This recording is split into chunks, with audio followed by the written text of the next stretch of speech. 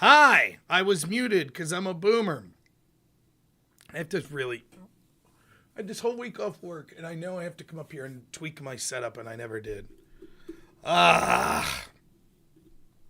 There was an update to my OBS, and now it put my microphone on my intro music, and it won't let me take it off like it used to, so I have to mute myself during the intro music. Then I always forget to turn it back on. Classic Rob stuff. Anyways, should have a good show here tonight. We're going to be talking to, I believe he's an attorney, Ryan Mullally. I think he is someone who isn't quite happy with Trump's tweet, but doesn't seem like a raging maniac or a Democrat or anything like that. So it should be good. But what a good day, man. Kash Patel confirmed. Probably my favorite of all Trump's cabinet picks. Very excited about that. May the Democrats be treated to the same standard by Kash Patel that they wished on their opponents. That's all I have to say on it. If they wanted to weaponize law enforcement to go after their opponents, may the same occur to them. So good luck. Hopefully Kash does a great job. I have high hopes for him. But things are looking good. It's being reported that Trump suggested to stop sending weapons to Ukraine. To which I say, rest in peace, Gonzalo Lira.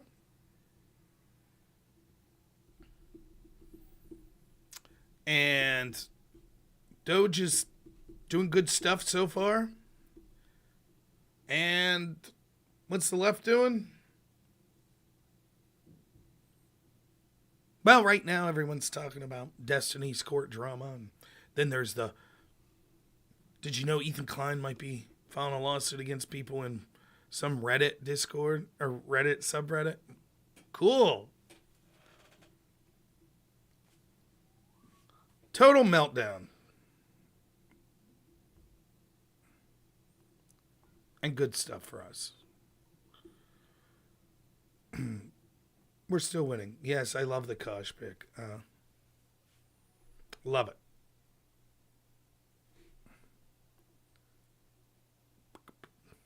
So I think Ryan's ready to go. I say, why don't we just bring him in? What do you think? Let me get my camera ready. Got this frog in my throat. Gotta get a drink here. I think with my bald head showing, it'd probably be best to just do it this way, right?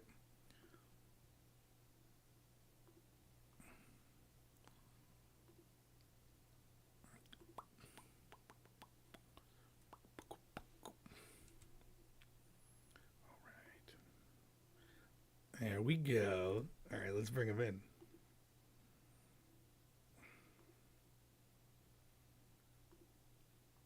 Ryan, you there? Oh. It would help if I put my headphones on. What's up, Ryan? Can you hear me? He might not be ready yet. We're still early, so he could pop on when he gets here. Thank you, RB20 guy. Appreciate it, man. Get to see the technological whiz that I am live, huh? Hey, Rob. What's happening, Ryan? How you doing? Ooh, hold on. I'm not getting any audio from you. Okay, let me check mine just to make sure. Should be good.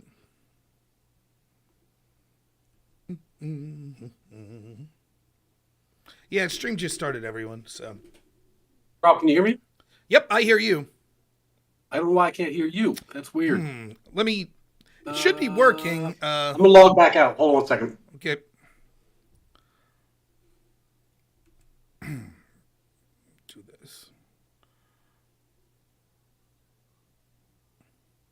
Could be in my end. I'm an idiot, so I don't have 133 IQ or anything, you know. Make guests mad again. We'll see. We'll get this guy yelling, right? We're good at it. What does it say? Wait. What was I typing? Who knows?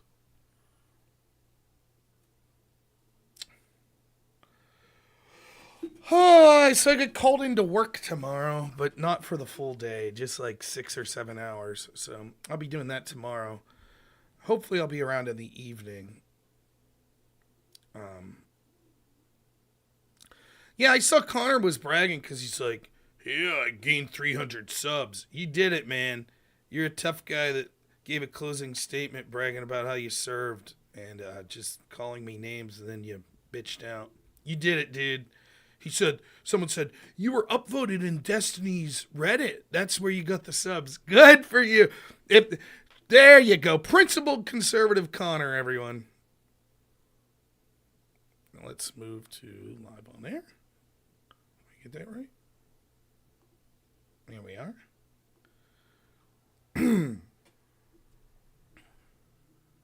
Right, let's try this. All right, can you hear me now? Oh my God, look at that. I actually solved a tech problem. Boom. There's a first time for everything. Dude, we're going to be peas in a pod here. So every single time I start my stream now, I go through OBS, and OBS updated. So now when I got my little intro card up with the intro music, which took me like 5 years to figure out, my mic's automatically on. So I have to mute my mic for that, and then I go to the regular stream and I start talking every single time I talk for a minute, and people are like, "Dude, you're muted." So it's like, when you said that you couldn't hear me, I'm like, it's probably me, because I'm not the most competent when it comes to technological matters here. But Well, you know what, man? I'm doing what I can, but it's Luddite in a digital world. So, Yeah. you know. it even looks like you have real books back there. What is that? That's crazy. I know. This is like, what if you actually picked up a book made of paper and read it? Insane. I was arguing with Tisco the other night. Shit. I can't find it, but he claimed I never read the Mueller report. I actually have a paper copy of it that I have all marked up. I got to find it here somewhere, because for me, that's how I'm used to reading stuff. Even when I debated back in the college days, you printed it out and then you read the actual physical paper. So if I'm reading something like in depth, now I could read like for entertainment fiction or something on my phone or on a Kindle, but anything like I'm seriously reading, I like to print out. That's how I usually do it. So. Well, and that's, laws, man. We're the original offenders when it comes to not doing anything digital, because all the lawyers are in the habit of reading in paper. It's easier to edit on paper, and then if you go to the courthouse, they often don't let you bring in digital devices. Right. So you got to bring in binders with every document you might need to reference. So you bring in two boatloads of binders, and then you sit down. Judge asks for one document. So, but that's life. That's how we do it. I've had very little dealings with the law in my life. One thing that had happened, I'll try to make this as quick as possible. I got pulled over one time. I just started a new job, the job I have now, home health care. And I got pulled over and the cop was like, "Yeah, your plates are expired." And I was like, "Really?" He's like, "Yeah." Long story short, what happened was I switched payment methods, and there was like a 3-day lapse unbeknownst to me.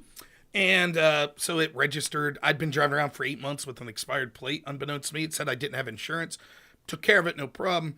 I called the magistrate because I got this ticket for it. And I said, "Hey, I just started this new job. I'm on like my 3-month probationary period. I can't really take off. What's the deal?" And the secretary's like, "Oh, it'll just be like a $130 fine." I was like, "No big deal." Paid the $130. I said, "There's not going to be any points in my license or anything, is there?" "No." So I paid the fine. Just pled guilty, and 3 months later, I get a notice, "Send in your driver's license for 90 days. And I was like, I can't do that. So then I had to fight it. I had to pay 300 something bucks to go fight it in court. But the reason I bring it up is I printed out all these papers I had from my insurance company, all this stuff. I walk in, the judge is like, "So wait, it was just they screwed up your card number?" I was like, "Yeah." He's like, "Yeah, you're good." But I printed out like hundreds upon hundreds of paper. I'm in there, like, found my old ratty ass suit and tie that I never wear and went in there, like Mr. Smith Goes to Washington or something. And the judge is just like, "Yeah, we have other shit to deal with. We don't really care about this." So yeah, that was my experience. This is the thing. Once you're in the belly of the beast, right? Whether it's the court or an administrative agency or whatever the case may be, once you're in the system, man, it really pays to know how the rules work. And that's why people pay people like me to show up and talk and argue for them, because like you said in your story, if you show up unarmed with proper knowledge, you can, a really ticky-tack thing can blow up into a Right. big thing pretty fast. It can be pretty rough, so yeah. I know in TV shows they're always saying like, don't represent yourself. Really, don't represent Right. yourself unless you really know what you're doing, or it's small enough that you're willing to take the risk, right? Yeah. Because Yeah, I totally it's agree. tricky. So we'll jump into the politics and stuff, Yeah, but yeah. I think this is the first time we've ever talked to each other in person, a little bit on X. So I was wondering if you could just tell me and my audience, just you don't have to give me like a life biography or anything, but just like what it is you do. I know you're an attorney, prosecutor, defense attorney, and like how you got involved with it, and how that influences sort of your take on political matters, particularly when we're seeing potential legal matters. I know that that's something you're interested in, like these temporary restraining orders and stuff like that. Yeah. So I'm a practicing attorney. I like Pisco, kind of New York City, big law scene. So that we come from similar backgrounds. And yeah, I would say like a lifelong Dem who voted Democrat my whole life. Went to law school. I was a New York City public school teacher for 7 years. I went to law school. Found out to my great surprise that I was an originalist and a federalist because I had never, in my kind of like bubble that I lived in, which was very, very left leaning, and I'd been kind of raised a Clinton Democrat, and still kind of think of myself that way on some level. But the intellectually powerful, cognizant case for originalism, for federalism, was never made. It was always a boogeyman, right? So then you actually read what these people are saying, and you're like, oh my God, Scalia's a genius. Like this man makes so much more sense than everyone else. But still didn't really change my political affiliation, just kind of like as an intellectual exercise. Sure. And then I think everyone has their watershed moment. Mine was after Biden got elected, and I wasn't, he wasn't my guy, but at the time I was like, yeah, we got to stop Trump, anything to do that. So, jumped on the bandwagon. And after he was elected, I was like, okay, well, now that that's done, let me take stock of what this coalition party that I just supported is. Right. Let me really think if that's where I am. And I did not like what I found. And then that was immediately followed by the summer of BLM, the summer of COVID, the dramatic overreach by OSHA in the federal. So like then the hits just kept on coming, right? I was basically like not live streaming, but with my friends, live tweeting legal analysis of like the Rittenhouse case. Sure. And just realized like, oh my God, like I thought media manipulation was something that happened to the other team. But I went into watching that trial like, this kid's guilty. I was told that he crossed state lines to shoot black people with illegal guns. And it was like, you watch the trial, and I was telling my friends, I was like, 100% acquittal. No chance he's guilty. No chance at all. And you have to ask yourself, like, how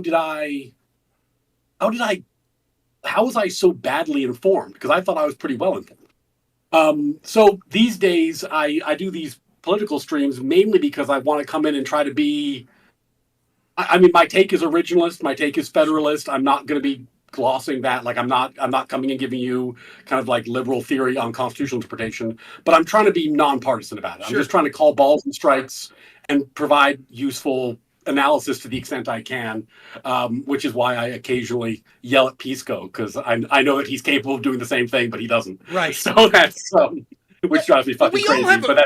We all have a bias. That's just certainly true. Like that's in politics or anything else in life. And what I always say is the key is you try to shrink that bias enough that you're at least in the realm of objective truth, right? So like there's like to other people I talk to online, whether it be Bisco or Destiny or other people like that, oftentimes what I find is that their bias is so severe that when something objectively happens that's like, wow, that's not good for your side. It doesn't have to be earth-shattering, but just something happens. Sometimes they're incapable of saying that. I might do the same thing. I don't know. It's hard to see your own bias as much, but I try to constantly focus on sort of trying to be as objective as I can, understanding that no matter how objective I ever try to be, there will always be some sort of bias.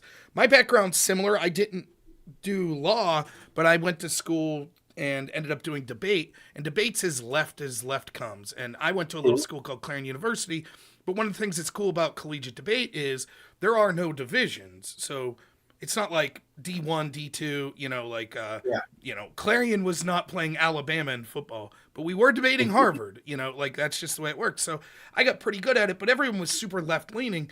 And that was my experience of seeing like people that I could say objectively were smarter than me that had some of the dumbest opinions because it was just a refusal to entertain anything that remotely was, of the ideology that I was coming from. And I was basically a Ron Paul Republican. So that put me in line with a lot of originalists, Federalist as well. And so my last year in debate, the topic was a Supreme Court decision. So you had to overturn one of 5 Supreme Court decisions. And one of them was Casey, which was basically the renewal of Roe v. Wade. Another, I forget what it was, Milliken, I think it was a forced busing case.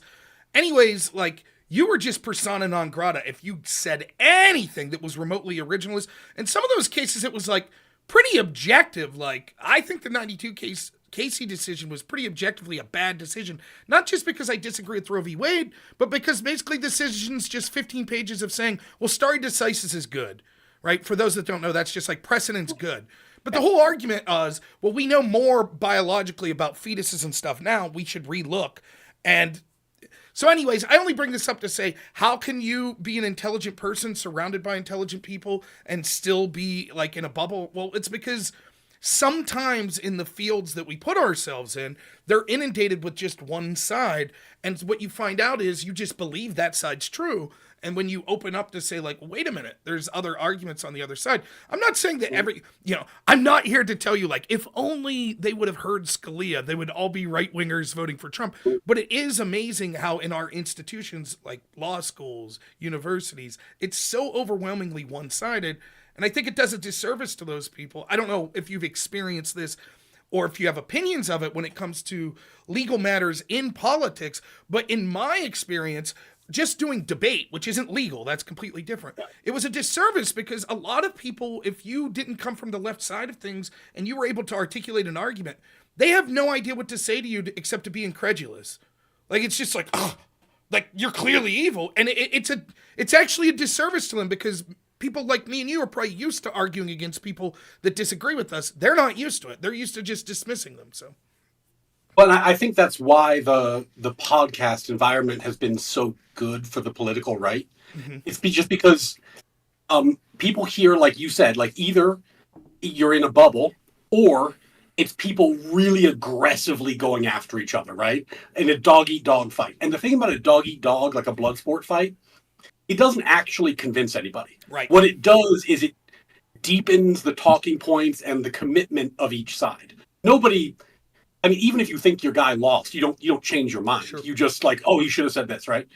But a intellectual, challenging, but not insanely aggressive conversation where somebody lays out a framework and the other person says, I think you're wrong, and they go back and forth on it a little bit. Well, the thing about that is then you go, oh, this person could be an originalist and be reasonable. Mm-hmm. They could be an originalist and they're not crazy. They're not wearing a tinfoil hat. They don't have to, and that actually doesn't really happen very much. And the entire, like the way the mainstream media was set up almost completely avoided it. It used to happen more, but in the kind of like... Well, yeah, you had Buckley, like firing line with Buckley back in the day that was good. And then I enjoy Tucker Carlson, I do. But for me, this sort of, you remember when he was on that show Crossfire? That was sort of like the epitome of what you're talking about, where instead of it, and look, this is calling kettle black because most of the debate I do are the aforementioned like blood sport type shit. Yeah. And it's more like that Crossfire stuff where it's just like, you're a fucking idiot, you're wrong. Like that's, and it's not like it was with Buckley where it was like, you actually had like intellectuals sitting around having like a 2-hour conversation and they were disagreeing, but you had like Milton Friedman on there talking to, some lefty or some socialists on economics. And it made you see that like, well, we may disagree, but no one's an unreasonable like maniac here. But the format of the blood sports type stuff puts you in the position of being an unreasonable maniac appeared to whoever disagrees with you. And there's a balancing act there, right? Like blood sports gets crazy views. So like, if you're trying to like build a brand or you're trying to get a message out there, then, all these tools have their place. But for me, I think that was more the reason why, because I mean, let's be honest, like, I'm a practicing attorney in New York. Like, this is not how I make my money. Sure. Right. Same with me, right? This is something I'm doing because I think it's interesting. I think I meet interesting people, and hopefully I say something occasionally useful for people who are listening. And that, I think, is a different approach than if you were coming in like, I've got a political axe to grind, or or even like I think a lot of the times I'm trying to boost my party, which, fair enough. Like, there's lots of people who are pundits, and I'm happy for them, and I'm not throwing any shade at it whatsoever. But it's just not my interest. Well, people ask me all the time, like, about like, well, I want to get into streaming, or I want to get into streaming politics. Do you have any advice? Which is laughable because I'm a small streamer. But one of the things I say is the first question you have to ask is, well, what do you want out of streaming? For me, and I don't know if people believe this or not, but I stream for one reason primarily, which is this is my hobby. The moment it becomes not fun for me, I'm done. That's it. Do you want to get into it as a career? Well, then what you're doing is going to be different than what I'm doing. Do you want to get into it as to push a cultural agenda or a political agenda? Then that's different. And I don't think any of that's wrong. But it does affect what will make you successful in that endeavor. To me, some of the most successful people streaming have 3 or 4 people that are watching their videos, but it's like some carpenter that just loves filming himself making something. Mm-hmm. He has a blast doing it. That's success in my eyes because he's achieving what he wants. If you say, I want this to be my career, and you're upset because you're only getting 15 viewers per live stream, then yeah, that sucks. So it's all in what you want. Success is just, what is the goal that I'm trying to get out of it? And there's no, I mean, I can't say that. I guess there could be, if your idea is I want to dupe women into, sleeping with me, maybe that's not so good. But if you're like, there's no shame in being like, I want to make money. That's why I'm doing it. I don't have any problem with that at all. For me, I think a lot of the blood sports stuff becomes, the fun thing to me is talking primarily to people I disagree with. That's what I want to do the most. Yeah. And unfortunately, most of that becomes, it's not blood sports. That's not the appropriate name, but it's blood sports adjacent in that it usually becomes very heated because of the nature of how this stuff goes. And I, unfortunately, or fortunately, depending on how you look at it, try to match the energy of the people I'm talking to. So if I'm talking to someone like you that's very reasonable, my voice might get high-pitched and I talk loud and fast, but it's not going to be like if I'm talking to someone like I did Connor the other day that's just like, you're a, slur. Whatever you're talking about, that seems like a real calm, friendly conversation. Right. Now, it doesn't bother me. I don't mind those types of conversations, but it's weird, though, because then you get in this weird thing where it's like, you'll end up talking to I'll be honest, like people in the trans community, a lot of people would try to get you banned on Twitch all the time, so I should have known better anyways. But then you talk to people that are unreasonable, and so it becomes yelling back and forth. And I remember, I'm not going to mention any names, but I debated this trans lady, and she afterwards was like, well, I thought you had this reputation for being this like insane maniac, but that was a very calm. And I was like, well, yeah, look at the debates you saw me in with those people. Like, they instantly start insulting my, how my looks or my family or my intelligence. And then doesn't bother me, man. I grew up like with brothers. We talk shit all the time. For me, that's par for the course. No problem. But it does harm you in the sense that if you're looking to have more reasonable conversations, every one of those unreasonable ones you have sort of builds a catalog that makes it more likely that you're having more of those unreasonable conversations. Well, and if you think about, like, I'm not sure which conversation you're referencing exactly, but if you imagine someone who's like what I would call like an extreme radical trans activist, like not someone like Brianna Wu, who's kind of arguing for a nuanced position, but someone who's saying like, I identify as a squirrel and you need to honor my squirrel self, right? That it's real tough to defend that position in a calm, rational conversation. Sure. Escalating it into a screaming match so that it becomes my side and your side and we all just bunker up, that's actually probably a pretty good strategy, because I think that probably goes better than trying to defend dear self in that vein, right? This is tangential to what you're talking about. One of the things that people don't understand is, why do big streamers oftentimes pick and choose who they talk with? Now, I don't think I'm a big streamer, but I try to talk to anyone. I don't care if they have a channel or not. At least we'll talk about maybe some people I don't want to talk to, but regarding these Trump tweets, because I know that's where this is going to get eventually. But if you're a big left-wing streamer, Or let's go the other way. Like, remember when Crowder, I don't know how much you know about this, but Crowder was supposed to debate like Ethan Klein, and then Ethan brings on Sam Cedar, and Crowder's like, no, I don't want to talk to you. If it was me, I'd be like, okay, whatever. I don't care. But you're a coward, and you had to sneak this in, but I don't care. But what incentive does Crowder have to talk to that guy, right? Sam might be a better debater than him. Or even if he's not better, maybe he's more competent than Crowder was ready to go for. And Crowder's not going to get any more clicks from this. The only potential is it makes Crowder look bad. And so if you take a big left-wing streamer for someone who's maybe not a big audience like me, why would they want to debate me? Well, it'll be a challenging debate probably, and they don't get clicks or views out of it, so it could only be detrimental to them. And so to go with what you're saying there, I think sometimes what you see is those left-wing accounts that don't want their reputation to be harmed, they'll debate big debaters like Nick Fuentes. Well, why? Nick's, I think, objectively a smart dude and a good debater. So why will they take that risk with him? Well, because they can always default to, but you're a Nazi, right? And if you could default to so if you're the radical trans activist like you're saying, you can always default to, yeah, but you're a bigot. You're a bigot. Yeah. So it makes it, that's what it always becomes. Like at the end of you could start off rational, and if they're winning the debate, it'll keep going rationally. But as long as you have that, trump card in your pocket, well, I can claim your moral inferiority at the end of the day, bam. Those debates oftentimes happen. And then I think, and I'm guilty of this somewhat as well, oftentimes then what happens is that trump card maybe gets pulled a little early.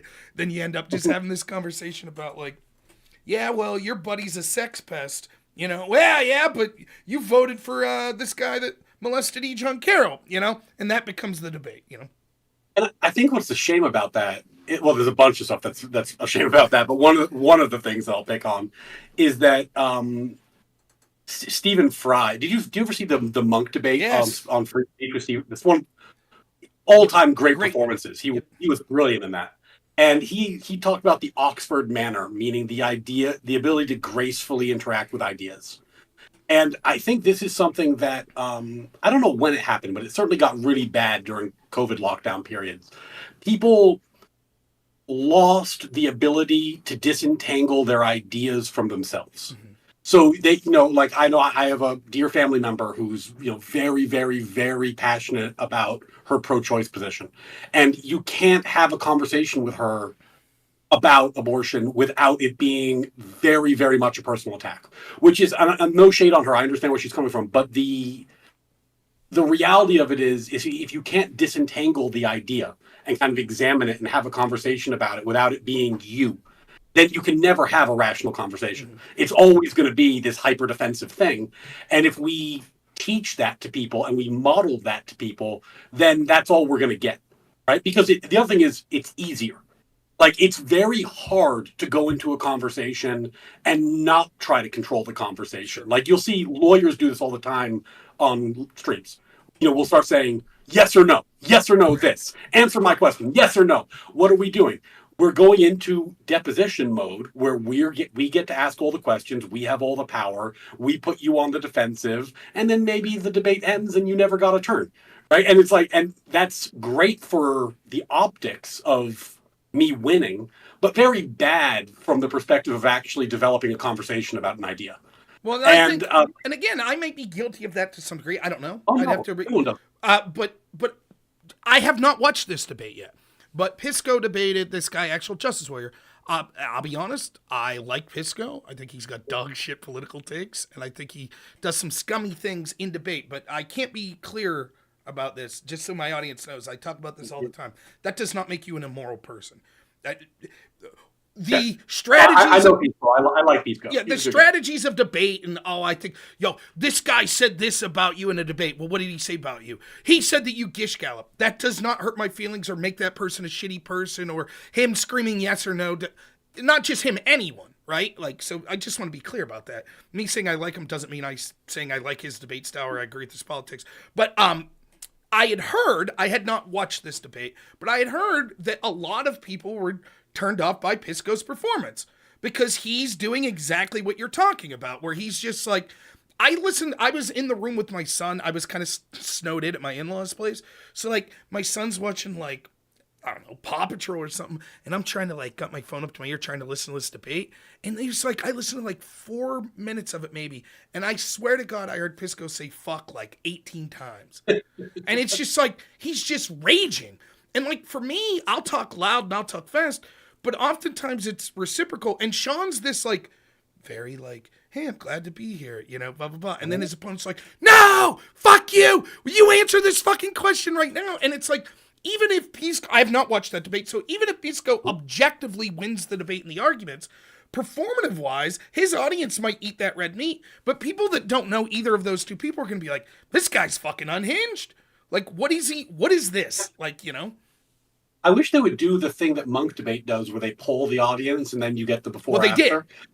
Did. And Pisco lost, but the only thing is, like, that's an overwhelming right-wing audience that would have been at the debate con. Modern debate. And I think that sometimes people game the system, right? So I might go in there and be like, sure, I'll vote for Kamala. Then afterwards be like, Trump, you know, and then it looks like... So I don't know. No, that's fair. That's fair. You're right. It is an interesting...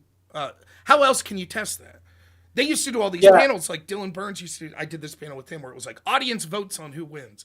It's like, geez, I wonder who's going to win. Whoever has the biggest audience that's watching. No kidding, right? And I even said, I've won some of those, so this isn't sour grapes. And I'll even say when I win, like, yeah, that doesn't mean anything. Of the people participating with me, they had collectively 10 people watching, and I had 100. Surprise, surprise, I won. Like, that doesn't mean anything, but, you know. Right. I mean, I will go back to that Monk debate with Fry and Peterson, and the reason I thought Fry was so remarkably persuasive is that, you know, it got pretty heated at different times, particularly coming from the kind of left-leaning side of the debate. But Fry was so articulate and just came across as so reasonable. Like his positions just seemed to make sense. And the more people spiraled out of control around him, the more it seemed like, oh, well, okay. Like, you know, why would you want to... I'm very bad at that, but you're right. And you want to know, you're right about there with Stephen Fry, right? Here's another thing. You watch some of these white nationalists, like Richard Spencer, Jared Taylor. I debated Richard Spencer. I've debated J.F. Gary Eppie. They are incredibly polite, incredibly likable, easy to debate against in that they're polite. They let you finish your thought. They're not constantly interrupting you. They have good etiquette, and it does a lot for them. It really does, because it's like if you're in there, now I'm not freaking out against them. I'm reciprocating that energy. But if you're in there like, screw you, you're a racist, and they're like, well, let's talk about this. Let's see exactly what you're saying. It really, that reasonability comes off to an audience, and that you can see how that could be used even in positions that I would disagree with. You're like, I see rhetorically how that's effective. Now I'm not pushing back necessarily, but I will say one thing that's unique about the Monk format and with Stephen Fry there, although there was some unhinged stuff coming from the left, there's still controls to it. For example, Fry basically gets to talk when it's his turn to talk. The problem is sometimes in the format of like this sort of online stuff is you'll just be like, okay, to address what, and then I don't like, this happened to me the other day when I was on this debate on Wick's panel where it's like this dude photoshopped the screen cap. Oh no, my buddy Wick, no. Yeah, and Wick, like, I don't know if you saw this, but so we'll transition into what we were going to talk about. There's this tweet from Trump, right? Okay.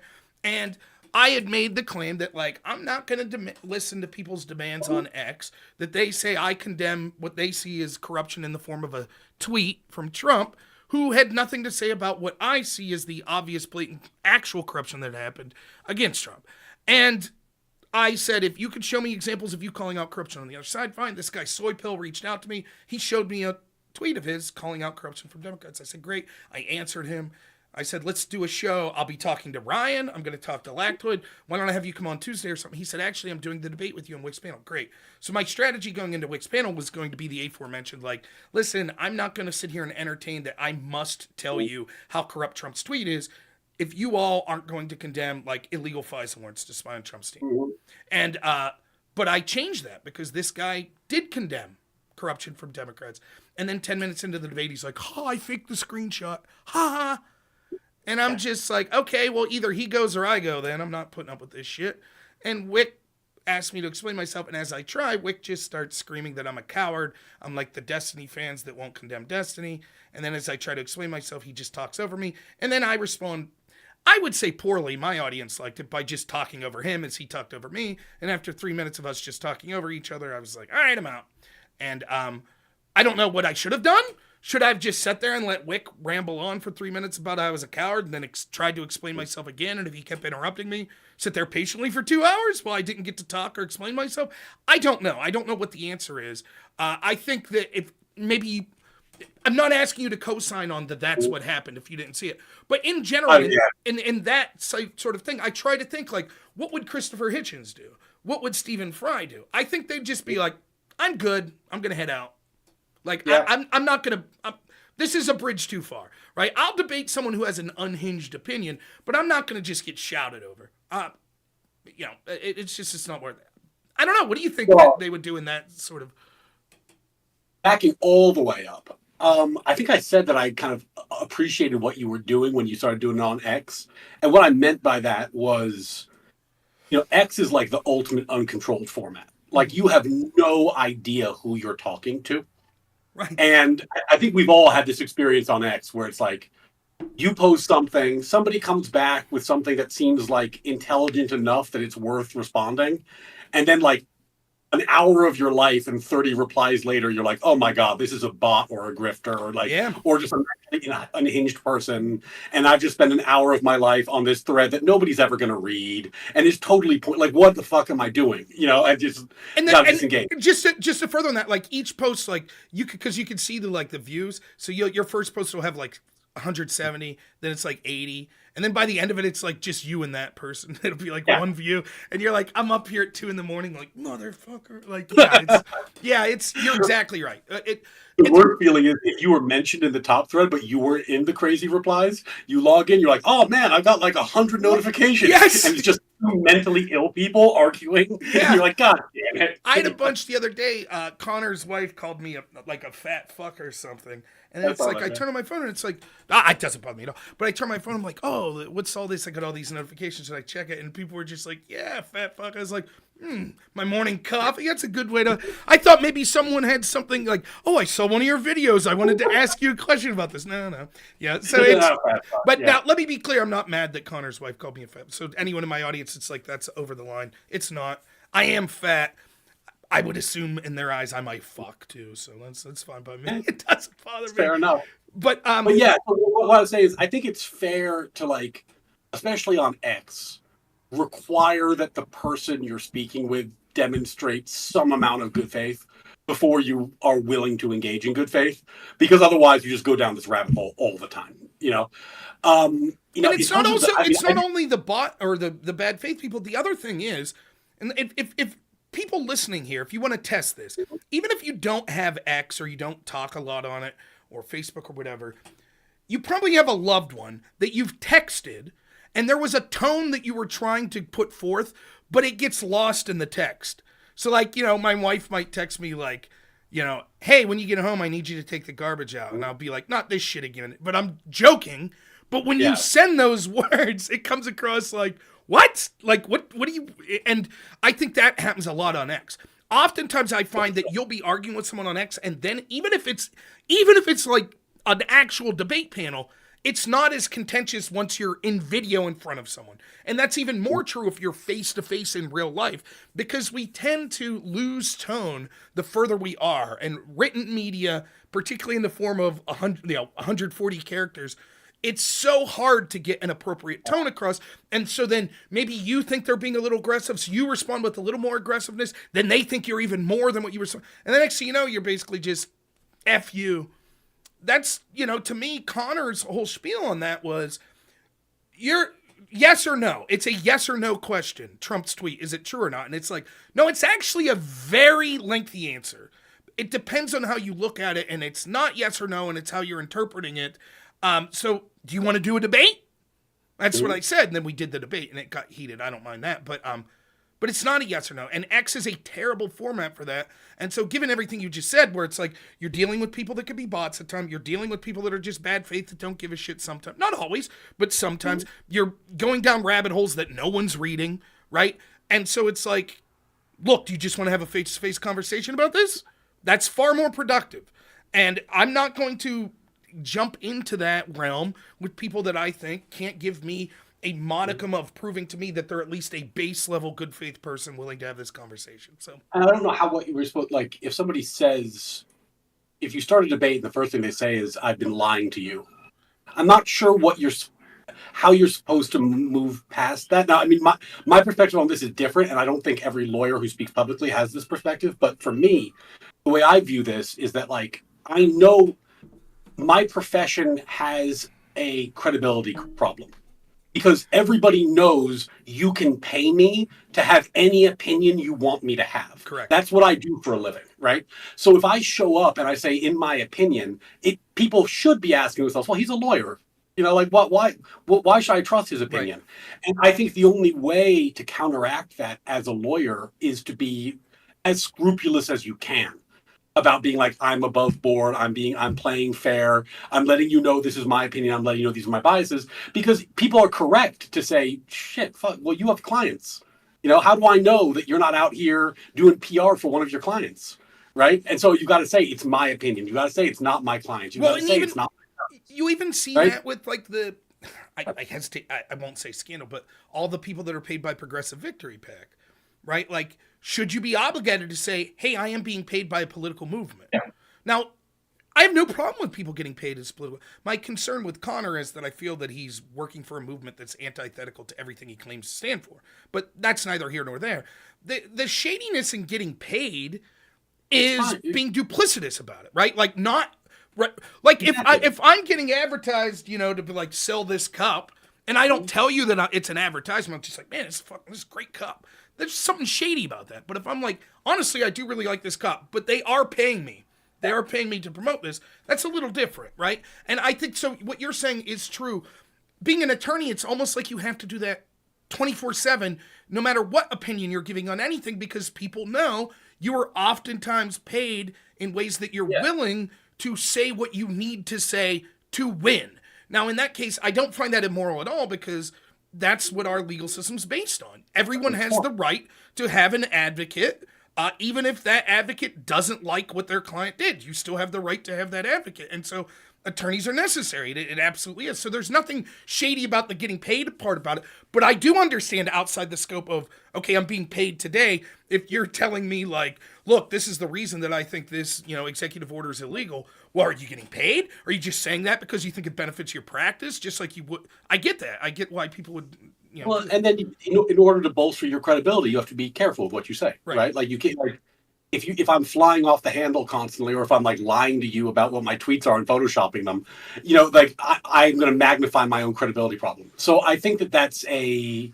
don't know. It would be very difficult for me to find a way to approach a conversation in good faith that started that way. I haven't seen it, so I would need to. It was like 15. It was 15 minutes in. The crazy part was and again, we'll probably get to this here. He was like, he really wanted me to answer this question, which was basically tantamount to, well, do you think just because there were illegalities or you think there was corruption against Trump, that gives Trump the right to be corrupt in any way he wants? And I was like, of course not. And he's like, well, I just want to let you know that I made up that tweet just so I could get this admission. And I was like, yeah, if you just watch my show, I said that. So, like, and the other thing was for me, like, at the end of the day, this isn't like an earth shit. Like, I don't want to talk to that guy anymore, you know. But the real thing is, like, you did it 15 minutes into a debate. You kind of make an ass out of me, right? You made a fool out of me. It'd be like, I don't even know how to explain it. It'd be like, you know, like someone contacts you, who's like, hey, I donated to this charity. Really, like, will you come to a speaking event? Sure. And then you get there and they're like, yeah, I lied. Anyways, what do you have to say? Like, part of you is just like, nah, man, I don't have anything to say to you. Like, I'm out. because you made an ass of me, like, in that way. And it was all like, yuck, yuck. And it's like, that's fine. You got the little, I get it in left-wing circles. I'm a pretty good right-wing debater. So they love that shit. They like when Connor makes homophobic slurs at me. They like when this dude fakes that shit. They like when Wick yells at me, all that shit. That's great. It doesn't bother me at all. Eat that red meat. By the way, how's Trump's confirmation picks going? Oh, pretty good. Going pretty good. So you guys go ahead, stay in your little bubble. That's cool with me. I don't mind it. But I don't feel that I have to sit there. Now, I think I could have handled it better. As a moderator, I think absolutely you have the right to be like, hey, man, you can't make demands that I kick someone else. So if you got to go, go. But when you're like, well, I was like, okay, well, I'll just mute him and do the rest of the debate. But I'm not going to listen listed. And Wick's like, can you explain yourself? And then he didn't give me a chance to explain myself. That's why I left, because he was just talking over me. But I don't give a shit. It just, to me, ironically, that guy got what he wanted, but it was actually, because I talked to Lactoid last night about this, isn't this evidence for my claim? Why it's worthless to talk to these people on a platform like X that won't exhibit any good faith that they're willing to call it corruption on the other side? Because when I finally was excited to do it, the dude lied. He told me right out of the gate, yeah, I lied. Ha ha, joke's on you. You thought I would actually ever call out corruption on the other side? Ha ha ha. Like, cool win, dude. I guess you nailed it. So it is frustrating. I did talk to Pisco about this shit till 5 a.m. the other day. After that, I talked to Connor. I talked to Lactoid. I'm not running from the question. I do think that there is something. If you're so partisan that you're like, I don't give a fuck what my side does ever, I think that's a huge problem. I don't care if you're a Trump supporter, if you're a Trump hater, whatever. That's not good. But I don't have a problem, both strategically and ethically at this point, saying I don't owe anyone anything as far as they demand that I condemn something. They demand I apologize. I don't care about any of that. And I will be selective in who I want to talk to. And if I think that you're bad faith and you cheered on corruption against Trump, or you downplayed it, or you defended it, if I choose not to talk to you, fine. And that's it. I think that's a silliness there too. The silliness is this whole like, do you condemn X, Y, and Z? That's a variation of like the yes, no answer the question. Like it's the same tactic where it's like we're trying to narrow my options to respond to condemn or not condemn. I think I've probably like used the word I condemn in the public space like maybe one. It's like it basically is not a thing I say. And the reason I don't is it's a little bit like the boy who cried wolf thing, right? Like I mean, I'd like to reserve that for like things that really get me. Sure. And like I think when Trump's Napoleon quote came out, my response was like, this is both false and not something the leader of the free world should say, which I think is correct. I don't think he should have said it. Is but it false? Let's talk about that. Is it false? Yeah, I picked those words pretty carefully, right? And then like later on with Josiah from the Pondering, he was saying like, well, what do you think Trump meant by that? And I was like, oh, because of something Lactoid said. And I was like, I have no idea what Trump meant by that. Like, I know what the words mean, and I don't think it's true, and I don't think he should have said it. But, like, I also think Trump is a much better poker player than I am, and obviously is somebody who has mastered the art of saying things for reaction, for effect, for negotiating. Like, his reasons for saying things are very different than my reasons for saying things. And I don't think I can lie detector him. I think he is much better at this than I am. And when he says something, I don't know what's in his heart of hearts. Quite candidly, that's both his biggest strength and his biggest weakness. Like that comes to bite him sometimes, but it's a big power of his. And I think it's crazy for me to say, what did he mean? I don't know what he meant. Right. I can tell you what the words mean, and I can tell you how they struck me, but that's all I can say. Yeah, you're right. It's like, this is true of anyone, not just Trump, but I think it's really true of Trump that his words ultimately sometimes aren't what it looks like at face value. I think sometimes it's just literally him saying shit off the cuff, right? Like, and so it's not like deeply thought out. And here's the thing, right? We're all human, right? So like, let me give you an example. If a cop plants drugs on you, right? And you go to prison for 5 years and you get out, and they're like, what do you think should happen to him? And you're like, I hope someone plants drugs on his fucking ass. do you really mean that? Well, no, as an attorney, you'd be like, no, I don't believe that the rule of law should be thrown out just because I was targeted, right? But in that moment, you're going to say something like that. And then if people are like, oh, so you don't believe in the rule of law, like later when there were cooler heads. So like in the moment of these like exchanges and shit like that, I think Trump oftentimes, you know, yeah, they are a shithole country. You know, yeah, that guy's a fucking moron, whatever. Like he's riffing and he's saying that stuff.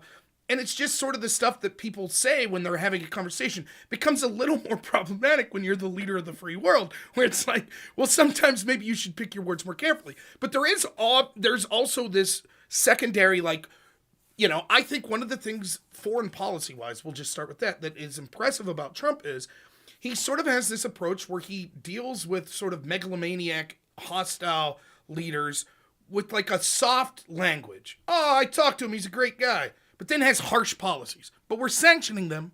That was like the first term. You know, oh, Putin, you know, he's kind of reasonable. But we are sending Javelin missiles to Ukraine. We are increasing exports of oil and gas to Europe that'll harm Russia, right? But he's saying that things to placate. Then with our allies, he's harsher when he talks. Because he's sort of like, hey, you got to do your part. You're taking advantage of us. Mm-hmm. And it's like, I remember my dad taught me that lesson when I was young. He would be harsher. Like me and the neighbor kids would do something stupid. And he'd be all right with them, but he'd give me shit. And I'd be like, why? And he'd be like, because you're mine. That's why. I'm going to be harder on you because we are family, right? It's sort of, so there is that. Like, so Trump will say things objectively that I'm against. Like, if Trump really wants to put a 20% tariff on everything around the world, is that good? No. But if he's saying that to convince European countries, like, well, maybe we need to roll back our tariffs because this guy's unhinged, then it's not a bad thing. You know, if Trump's really like, yeah, we're going to go into Syria and take all their, you know, natural resources, terrible. But if he's saying that to get the leadership to be like, oh, shit, we got to get our stuff in order. So with this, you know, to go to this Trump tweet, in my opinion, I think this is the best I can get out of it. I think he's saying, fuck these TROs. These temporary restraining orders are bullshit. It's being done by activist judges. I'm the president. I have the right to deal with the executive branch, and they're overstepping their bounds. And he probably just saw the movie Napoleon or something and put that tweet out. I don't like that. I don't think that's good. I really don't. I think that not only is that not good, but it does in this environment, just like when he tweeted before, when he thought that the election was being stolen from him in 2020, it's like, look. The Constitution maybe put it on hold for a minute. No. Now I know what he was saying.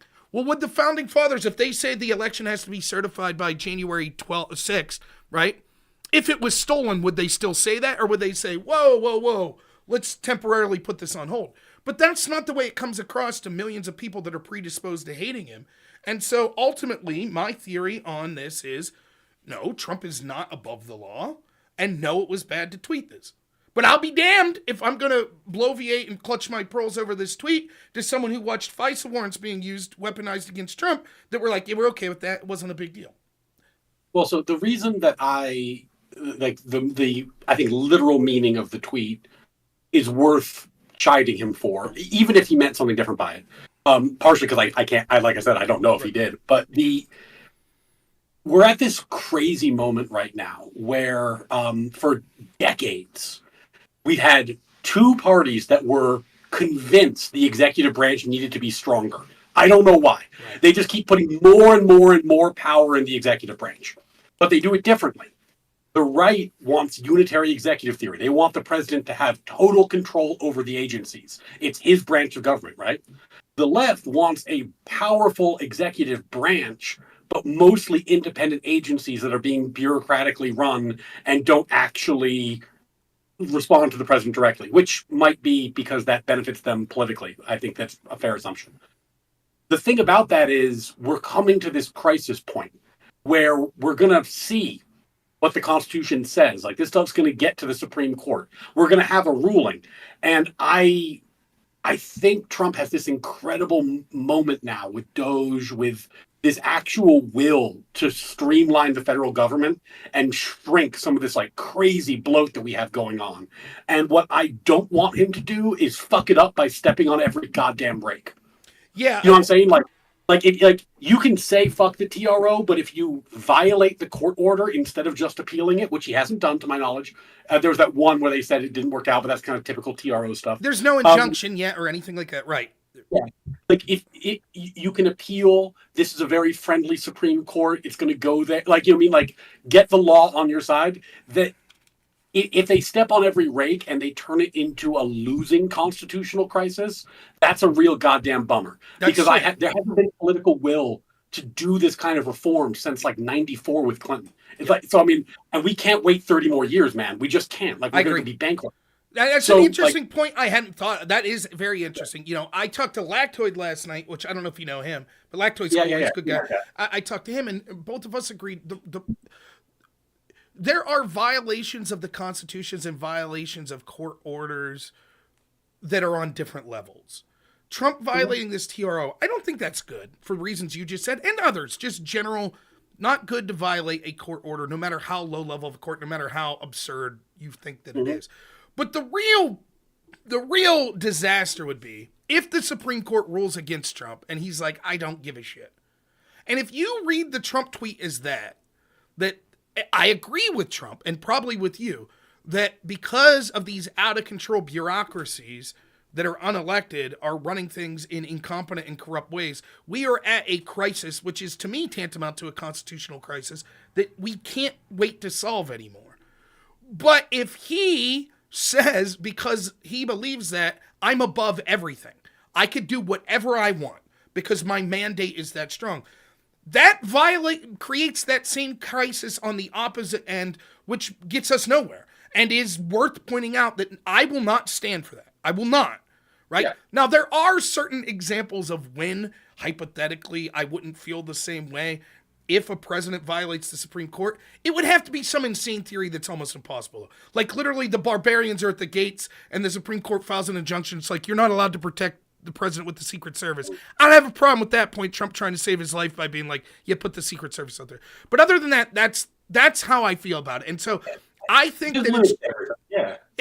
But I think your reasons even is why this is a bad idea. It's good. It's like you have favorable headwinds, so why risk it? Why throw fuel on the fire when it's like you could just be silent on this issue, right? Mm-hmm. Keep doing what you're doing policy wise, but you don't have to put that tweet out. I guess the counter argument to that, it's not a legal argument, but it's, well, if you think that the reason Trump won was because the Democrats are unhinged lunatics, and you could throw bait out to make them appear to be unhinged lunatics, so you put this tweet out, and all of a sudden, that's the biggest story in the country, right? And so they're not focused on, the deportations or the confirmations.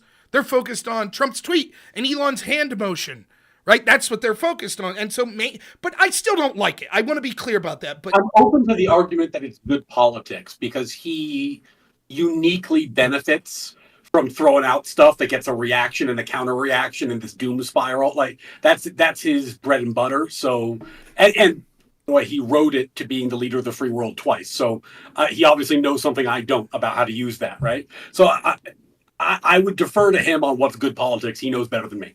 But in terms of, like you're saying, in terms of like, if you take it literally, it's a bad thing to have said.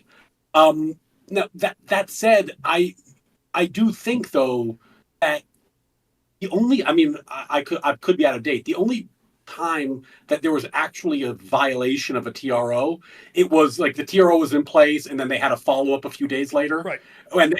And that kind of jostling is super common. Like just like any TRO. I'm not even talking about like government TROs. Like I did one where, I had a case, basically one person was selling art. And then another person shows up and says, no, that's my intellectual property. You can't sell it. If you sell it, I'm going to be damaged forever. My brand's going to be ruined, et cetera, et cetera. So they get a TRO. And the TRO says you can't sell the art, right? And then a few days later, they come in and they say, well, you're still selling the art. And they're like, what are you talking about? I didn't sell the art. And they're like, well, you're still advertising for the auction. And they're like, and then it's like, well, is that a violation of TRO? Right.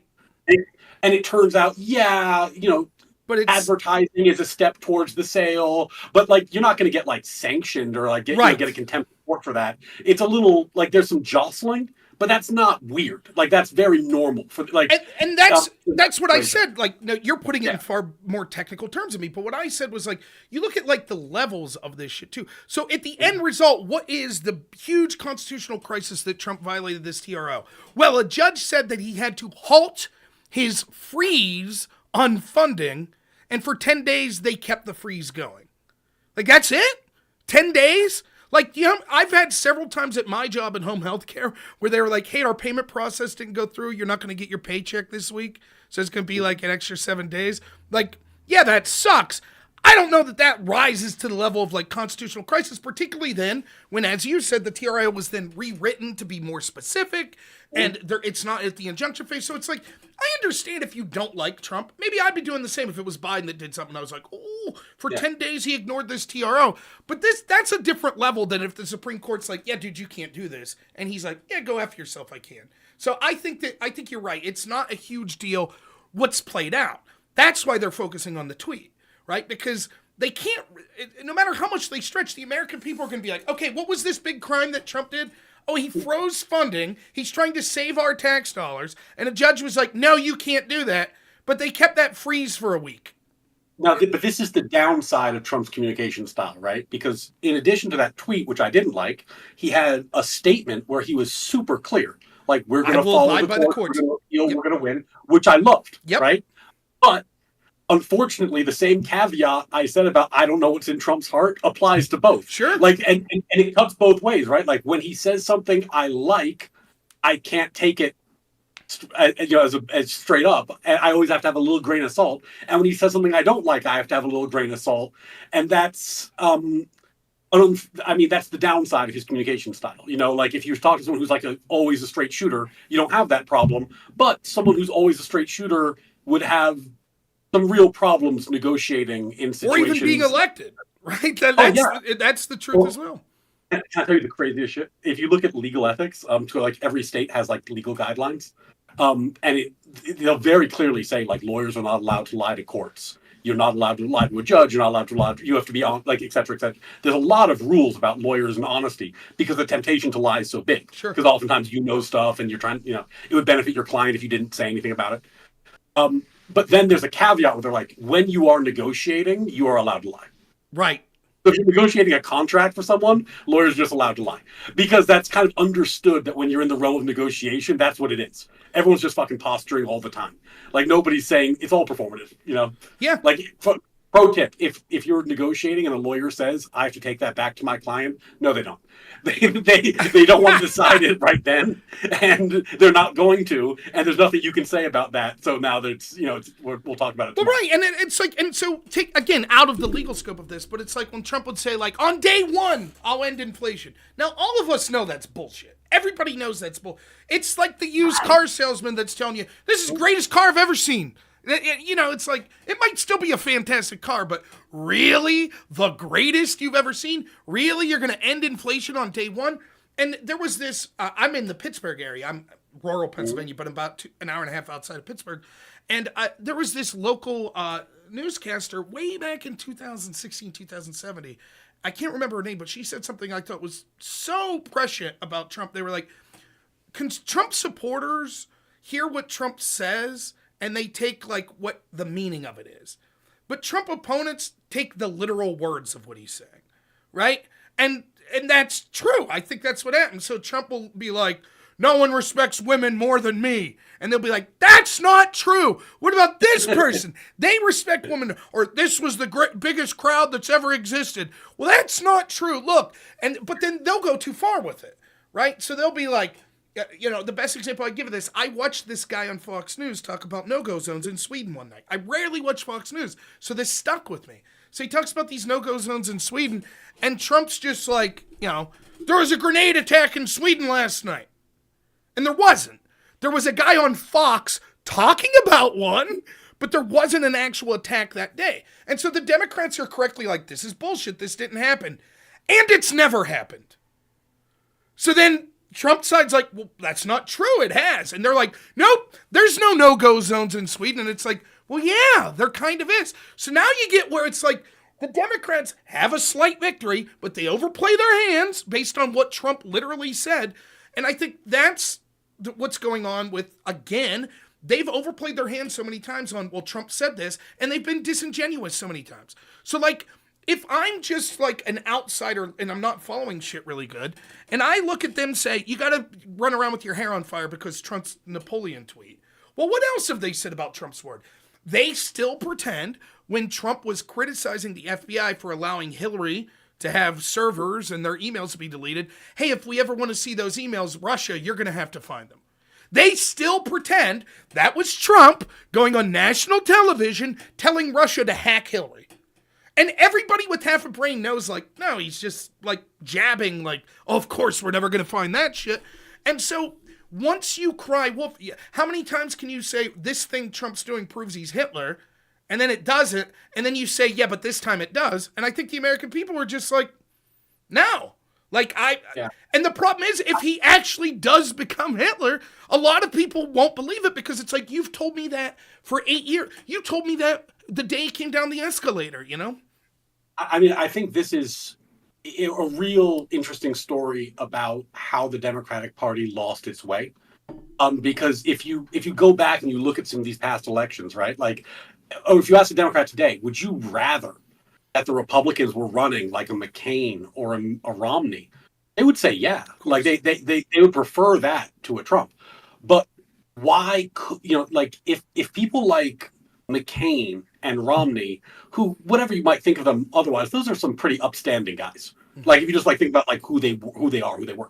If that's a racist and a sexist, right, and then they can't win because they're racist and sexist, then you're going to have to find somebody who can fight through that type of allegation. That's right. And when you find that person, they might not be the kind of person who cares if you call them Hitler. They also might not be the kind of person who cares if you call them authoritarian. So the problem is, now it's like, ooh, is there a risk of overcorrection here? Like you said, like if Trump actually goes too far, are we not going to see it coming because everyone's getting kind of like desensitized? Very possibly. But the story here is, the origin of this was the right needed somebody who could just they created him. They did. They opened the gap for someone like. And here's the thing: had Trump not won in 2024, and the Democrats kept pushing the same stuff, the DEI, the trans stuff, if they wouldn't have, you could see that some of the smarter ones of them are trying to course correct, at least on that shit, right? But had they won and kept that shit up, the guy that comes after Trump is going to be worse than Trump. Like, he's, as far as like authoritarian impulses, right? Because what's going to happen is going to be like, oh, so there was this guy Trump who basically was a 1990s Democrat. That's who Trump is, right? And you guys went overboard in him and used lawfare. And if Trump lost, he was probably going to jail. You know, he probably was. And I think the guy that came up next, it's going to be a more articulate authoritarian guy than Trump would have been. I think who it would have been. And I kept telling, I think that Trump, this might piss off some Trump supporters in the crowd. I certainly am a Trump supporter, but I think Trump's not an ideologue. I think Trump is running because a lot of it is sort of his own ego, and he wants to be liked, which is fine. You can work with that, right? But the big mistake I think the Democrats made was treating him like Hitler from day one. I think if all of a sudden you would have had the cast of the Avengers go up to him and be like, this guy's the coolest guy ever, he's an American hero. By the way, we should ban AR-15s. He probably would have, because all the cool Hollywood people were on board with him, right? He probably would have, because I don't think Trump gives a shit about AR-15s at all. He's just like, yeah, that sounds great. Hollywood likes it. Let's do it. Yeah, I'm going to all the cool cocktail parties and shit. But instead they're like, he's Hitler. So then he's like me. I'm nothing special. You gonna come at me? I'm gonna come at you, right? And so that's, the left created it. They did. Like you said, the binder's full of women, right? You start playing those. I don't like Romney at all. But anyone who couldn't see that was an insane, once you, I mean, you could go back even further, and as an attorney, you might know this. Most people won't know that this is a verb, bork. You know what bork is? Go back and watch how they kept him off the Supreme Court with those attacks. Then go watch what they did to Clarence Thomas. Right? Yeah. And so it's like, you can only play that game for so long before you're going to create the very monster that you're pretending that other people are. I don't think Trump is that monster, but that's inevitably what would have happened. There had to be a pressure release, you know? Well, and the thing about it now that always gives me pause is that if you think about what the actual power struggle these days is, the question is, I was saying this earlier, is the executive branch going to be run by a president who has control over the branch and everything that happens in it, which is the conservative vision, right? If that's true, you got to shrink the size of the executive branch, or you have a king. So you can have total power in a smaller sphere. But the left wants it to be a real big sphere run by bureaucrats, right? So as Trump dismantles that, he's going to be called a fascist and authoritarian because he's attacking a power base where there's been a lot of coalesced left power historically, and it's a conflicting view of constitutional theory. Like, can you have a fourth branch of government? Can you have these independent agencies? Like, not in the Constitution. What do you think? So part of me is always like, well, this is the moment for that tactic, right? Because he's now dismantling the administrative state, which has been the thing that propped up all the continuation of policies. Like, Democrat comes in, Republican comes in, back and forth, that the administrative state is forever and just expands and expands and expands. That's it. That's my, I'm no attorney. I'm no constitutional scholar. I'm just a redneck who does this as a hobby. I was a pretty good debater. I think at least I'm interested in this stuff, and I've read up and stuff like that. But my theory, since being a Ron Paulite back in the day in 2004, when I first got interested in politics, has been that presidents come and go, but the bureaucracy is forever. And so if the bureaucracy is really running the show and they're unaccountable to the American people, then it doesn't matter who the president is. Right? And I'll just give you some wild conspiracy theories I have, right? Just to illustrate how I'm not trying to be partisan on political parties list. I truly believe that one of the things that Joe Biden was hell-bent on, which I happen to agree with, was pulling out of Afghanistan. And I don't think the bureaucratic state wanted that. And so I would not be shocked if they said, okay, asshole, if you're going to make this happen, we're going to make it a shit show. Right? It's going to blow up in your face. That way, the next time someone suggests maybe we shouldn't have interventionist policy, we'll say, remember what happened in Afghanistan? Remember when we pulled out? And I think that, now I'm not saying that's true. You don't have to believe that. But I've said that publicly just to illustrate the point. To me, it's not about, well, this was a Democrat president, and so I don't like the bureaucratic state under him. Do you really think, for example, that Biden or Obama or Trump or W. Bush or Clinton, whatever, going back, do you think they know everything USAID is doing? Do you think they know everything the CIA is doing? Of course not, right? A. And then B, the next question is, how much power do these agencies have? This is why, I was telling you, as a lifelong Democrat, when the COVID mandate come out, the one that said if you had over 100 employees, you have to get vaccinated. Yep. And for the record, I was vaccinated by this point, so no effect on me personally whatsoever.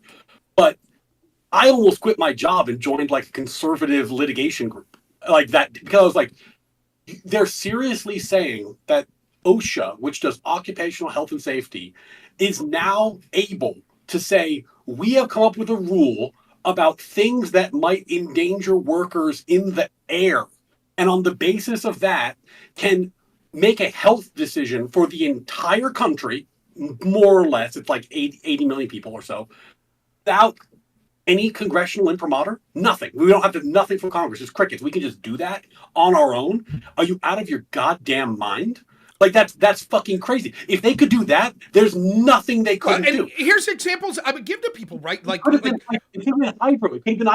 said everyone has to take fucking ivermectin. That's right. They could say whatever the fuck they want. I'm a fat guy. They could say, well, actually, people with high blood pressure are prone to cardiac arrest. And if you're at your company and you're operating machinery and have cardiac arrest, it could hurt other people. So now everyone with a BMI over a certain point has to get their blood pressure tested every day at work or get on this experimental blood pressure medicine.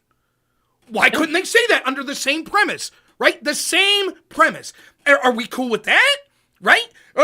Where are we going to stop this? Basically, they have total invasion of your privacy on everything in life, because you could make an abstract argument that every decision that you make that could theoretically affect your health could affect other people if you're working next to them, right? It's just, and no one gave it, well, not no one, but so many of these people. There's this argument people make with like, well, the expert said that this is the right thing to do. And it's like, I hate to be the one to burst your bubble, but like, I hire experts to testify for me all the time. You can find an expert to say any goddamn thing you want. Now, is there a consensus? Maybe, sure. There's exceptions here, but like, more importantly, the experts coming to a consensus does not give anyone constitutional authority. That's nowhere in the Constitution does it say, that's right, if the experts agree, then the president can make health decisions for you on the basis of nothing. That's not a thing. And I think we have to be really careful about this shit, because people are so fucking happy to expand the power of the executive branch because there's an emergency. And as a result, I looked it up before I came on here, just so I knew we were going to talk about this. I think there's 44 current national emergencies. Yep. And why are there emergencies? Because the president gets extra powers in an emergency. And it's 100% in the eye of the beholder. The craziest goddamn thing was, there was a border emergency during Trump's first term, which then the numbers went way up under Biden, and he rescinded. Yep. No more emergency. And I'm sure there's probably an emergency now again, and if not, there will be soon. Because it's just a thing the president can say, and they say it because they get all kinds of power. And that's how Trump reallocated funds to the border wall, because he got emergency powers. You can't, if you let the government say we get more powers in an emergency, you're going to find it's always a fucking emergency. Yeah, it was like, I remember during the pandemic, it was like Rand Paul, I can't remember what illness it was. Let's just say something like malaria. And he's like, they're still to this day on the books that were under an emergency order with malaria. There were 2 cases last year in the United States, but it's still on the books. So under this same rationale, like Trump could, let's say that's still there. I don't know that it is, but let's say that there's an emergency under malaria that just was technically left on the books.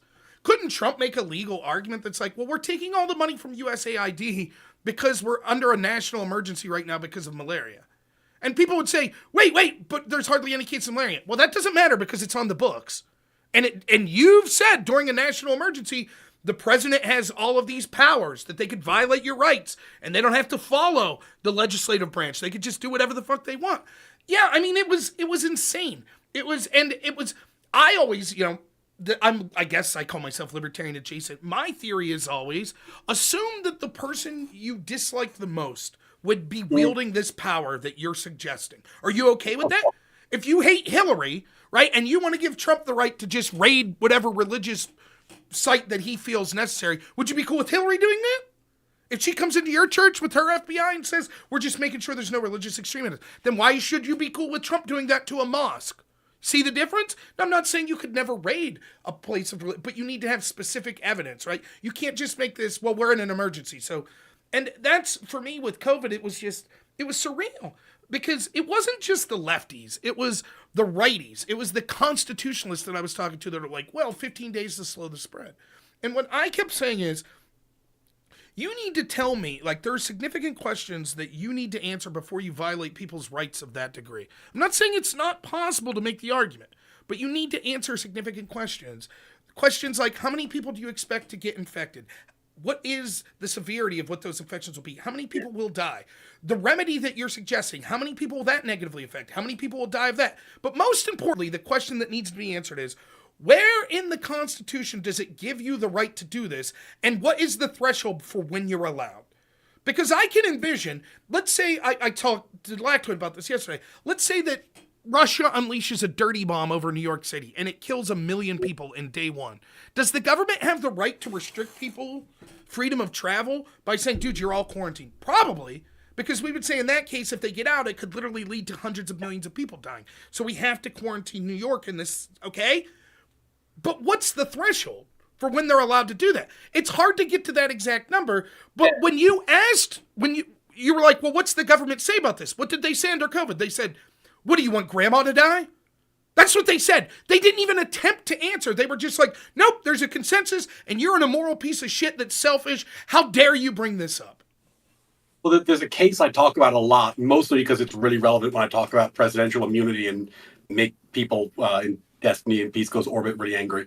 Is this case called Youngstown Steel, and what it taught, it's a nightmare of a case because all the justices wrote separately. So if you ever read it, just read Justice Jackson, because it's one of those things where like all the judges have different opinions, but his is over time his was the one that matters. Okay. So we give it to like first year law students to torture them. It's a tough case to read, but basically it was back in the Korean War, and the question was, can the president nationalize the steel industry to help the war effort, right? And it is a legit emergency. It's a fucking war. Like, and you need steel. Like, this is not a small issue, right? And Justice Jackson really brilliantly articulated where you say, well, let's look at what the Constitution says. There are certain things the president just has the power to do no matter what, because the Constitution says so. Sure. That's his core exclusive powers. That's his power. If it's one of those, he can do whatever he wants. Nationalizing the steel industry, not one of those. If you're not one of those, then the question becomes, how much of a blessing did Congress give him? And on the extreme side, if they pass a law, he can do almost anything he wants. But if they give him if they just issue a statement like, we think this is a good thumbs up, quarantine New York, there was a dirty bomb, we don't have time to pass a law, but we're with you. He can do quite a lot. Commander-in-chief plus Congress thumbs up, that takes you a long way. But if Congress says, fuck yourself, if Congress says, we're not passing this, we will not give you authority for this mandate. Oh, that's a red flag, right? Like this is the weakest the president could be. Sure. And that's the real danger for me about this OSHA stuff, is that so Congress delegates power to OSHA, and they say, you guys are in charge of workplace safety. And then OSHA says, well, I'm part of the executive branch. Guess what, President? We can do this. And guess what? Congress gave us this authority. And it's like, no.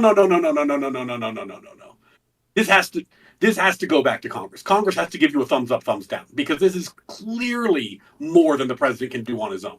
It was clearly unconstitutional. It was. And here's the thing. I've argued with people this. They say, yeah, but it never went into effect. Yeah, but it did, right? Because here's the deal. You want to know how many people at my job, we got emails every week. You got 2 months left. You got 1 month left. You have to get this shot. Yes, it never went into order, but every place of business thought it was. And so then you had sitting down at your dinner table with your family, what am I going to do? I don't want the shot, but I'm going to lose my job in 2 months. Or I'm going to have to get tested, which is going to be, and for me, like, again, some people don't understand that I talked to what it's like to live in rural America. The closest place for me to get tested was about 45 minutes away. And I do block shifts. So that would mean if I work 4 days, I would then have to, on my day off, drive 45 minutes away to get tested every week. Every week on my own dime. And it was intentionally written, they've even admitted, to make your life hell, right? To make it so. And so, like, the idea was like, the fact that it was even suggested when they knew it was unconstitutional, it did have an effect on scaring people into compliance, even though they ultimately backed down because they knew the court would be. Weigh that against, well, but there's questions about this TRO, and Trump didn't immediately comply in exactly the way it was written, and he put out this Napoleon tweet. Now, how in God's name should I have a good faith conversation with someone that's like, I think what Biden did with that OSHA shit, it should have passed. Absolutely should have been legal. Totally fine. That are then going to talk to me about executive overreach with Trump. And it's like you are nakedly partisan to the point where there's not going to be a possibility for, like, you know, particularly on a platform like X, where you demand that I criticize this tweet. And that's not to even get into the FISA warrants and shit like that, and the lawfare that I saw against Trump. Well, there are certain people, and I do think this is just a left-right divide. I don't have stats for that, so if somebody can tell me like what percentage of like federal bureaucrats are left-leaning versus right-leaning, I'd love to know, because but my sense is it's overwhelmingly left, just because, like, for example, like, you know, like Ron on Parks and Rec is funny because no libertarian would have that job. You know, like there's a certain portion of the right that just wouldn't work in a bureaucracy for ideological reasons. Well, Stephen Miller, just to answer this little, Stephen Miller was on CNN the other day, and he said 95% of the workers at USAID donated to Democrats in the last election cycle. And Jake That would Tapper make was sense. like, now that's just one agency, but Jake Tapper's like, well, they have the right to do that. Well, no shit, they have the right. But because he made the claim they're overwhelmingly left, and Tapper said, we don't know that. And he's like, well, the closest we could do is look at their donations. And Well, and the point is that the left, I think, has and correctly views an entrenched bureaucracy as a power base. And I think that I don't think they're wrong to view it that way. I think they're they're actually right. accurate. Yeah. So that's the fight. And if you've never, I don't know if your listeners have like had this experience, but if you've never interacted with a federal agency that's out to get you, it's bananas. Like it's like if you don't mind me telling you like a story. Like this is all public records. People can look this up. It's a case from the federal court in District of Columbia. But I represented a company called Navient, which does student loan servicing. And back in the 80s, student loans were like, oh my God, it was so popular. Everyone loved student loans. It's not like today, where you're a demon. Back then, the government was like bending over backwards to get you in the student loan business because they were so worried they couldn't keep their promises. So please please help service student loans, get the money out there. So Navient's doing student loans, and the way the agency works is they have the law, and then under the law they make a regulation. And the regulation, still no one knows what it means. So then they publish informal guidance about the regulation. So they publish this informal guidance, and Navient read it and goes, well, God, if we take this paragraph literally, we're going to make a whole bunch of money that I didn't think we were going to make. I don't think you want us to make this money. So they go to the agency and they say, are you sure about that? And the agency says, well, think about it.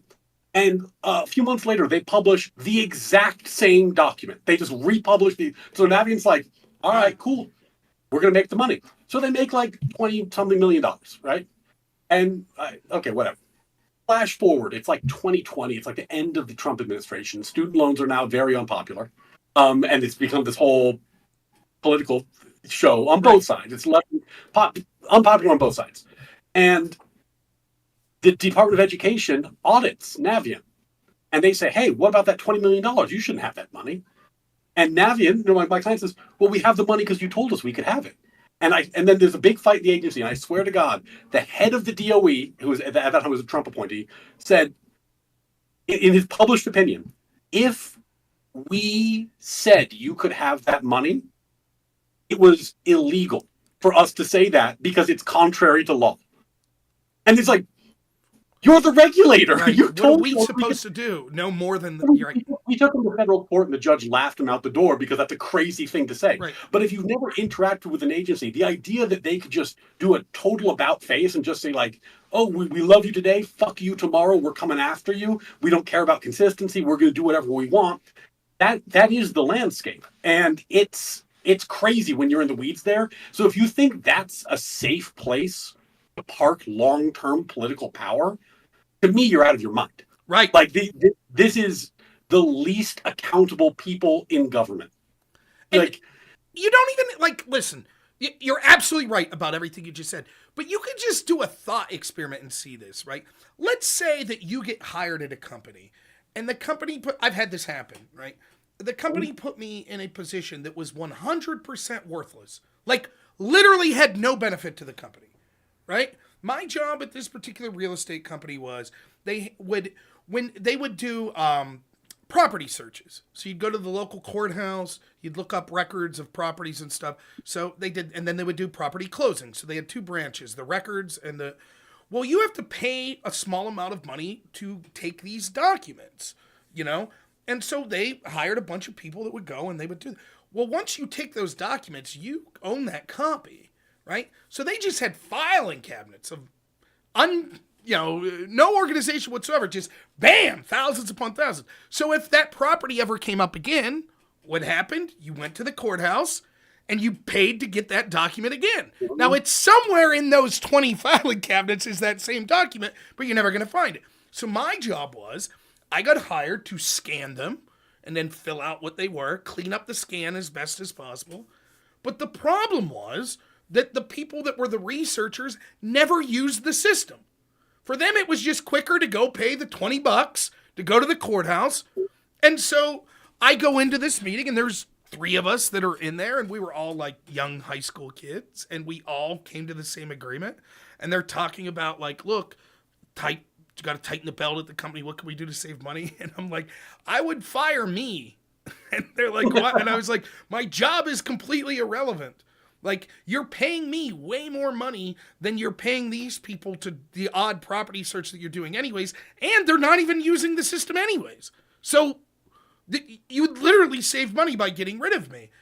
But most people think of it this way. Instead of that for a minimum wage job, imagine that it's your career and you're making $140,000 a year. And it's not just you, it's everyone. And like this whole thousands upon thousands of people in this redundant do nothing, who's going to rat themselves out? Who's going to, right?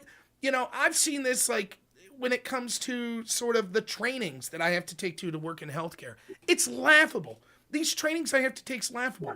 But no one's going to give the game up. None of these people that are creating these trainings or anything are going to say, yes, it's all a joke. We know it. We know people just skip through these diversity slides as fast as possible. And no one's going to say it. And so it just, when you finally see this stuff as the average person and you're like, wait, what the hell's going on? Like our Marines are being forced to sit in like these lectures about like all this crazy DI. How does this happen? There is a nefarious reason as to why they're pushing that. But aside from that, it's just because they have to justify their own bullshit. No one's going to rat themselves out. And so the bureaucracy, it's never going to shrink on its own. It's always going to justify itself and balloon out and out and out. And then what happens is when something comes up where you actually need to look at them and be like, okay, now we need some like guidance, advice or whatever, you know, oh yeah, you think you're supposed to get that money? Sure, that's good enough for us. There you go. Go ahead and keep that $20 million. Then 20 years down the road, some other bureaucrat that has nothing to do with the bureaucrats that told your clients that are like, well, that's clearly wrong. And you, who has to deal with it, you're expected to sift through this Byzantine, insane, like, it's so big they don't know what, each branch doesn't know what they're doing. And it's just completely unworkable. I'll give you just the smallest story real quick here. What I had to get, I bought this house, first time homeowner, and it was septic tanks. And they put in public sewage lines. So you were responsible as the homeowner to pay to dig from your line to the public line. And ours was very expensive. It was going to be like $7,000. But they had a program where there was government money coming through the state of Pennsylvania for grants.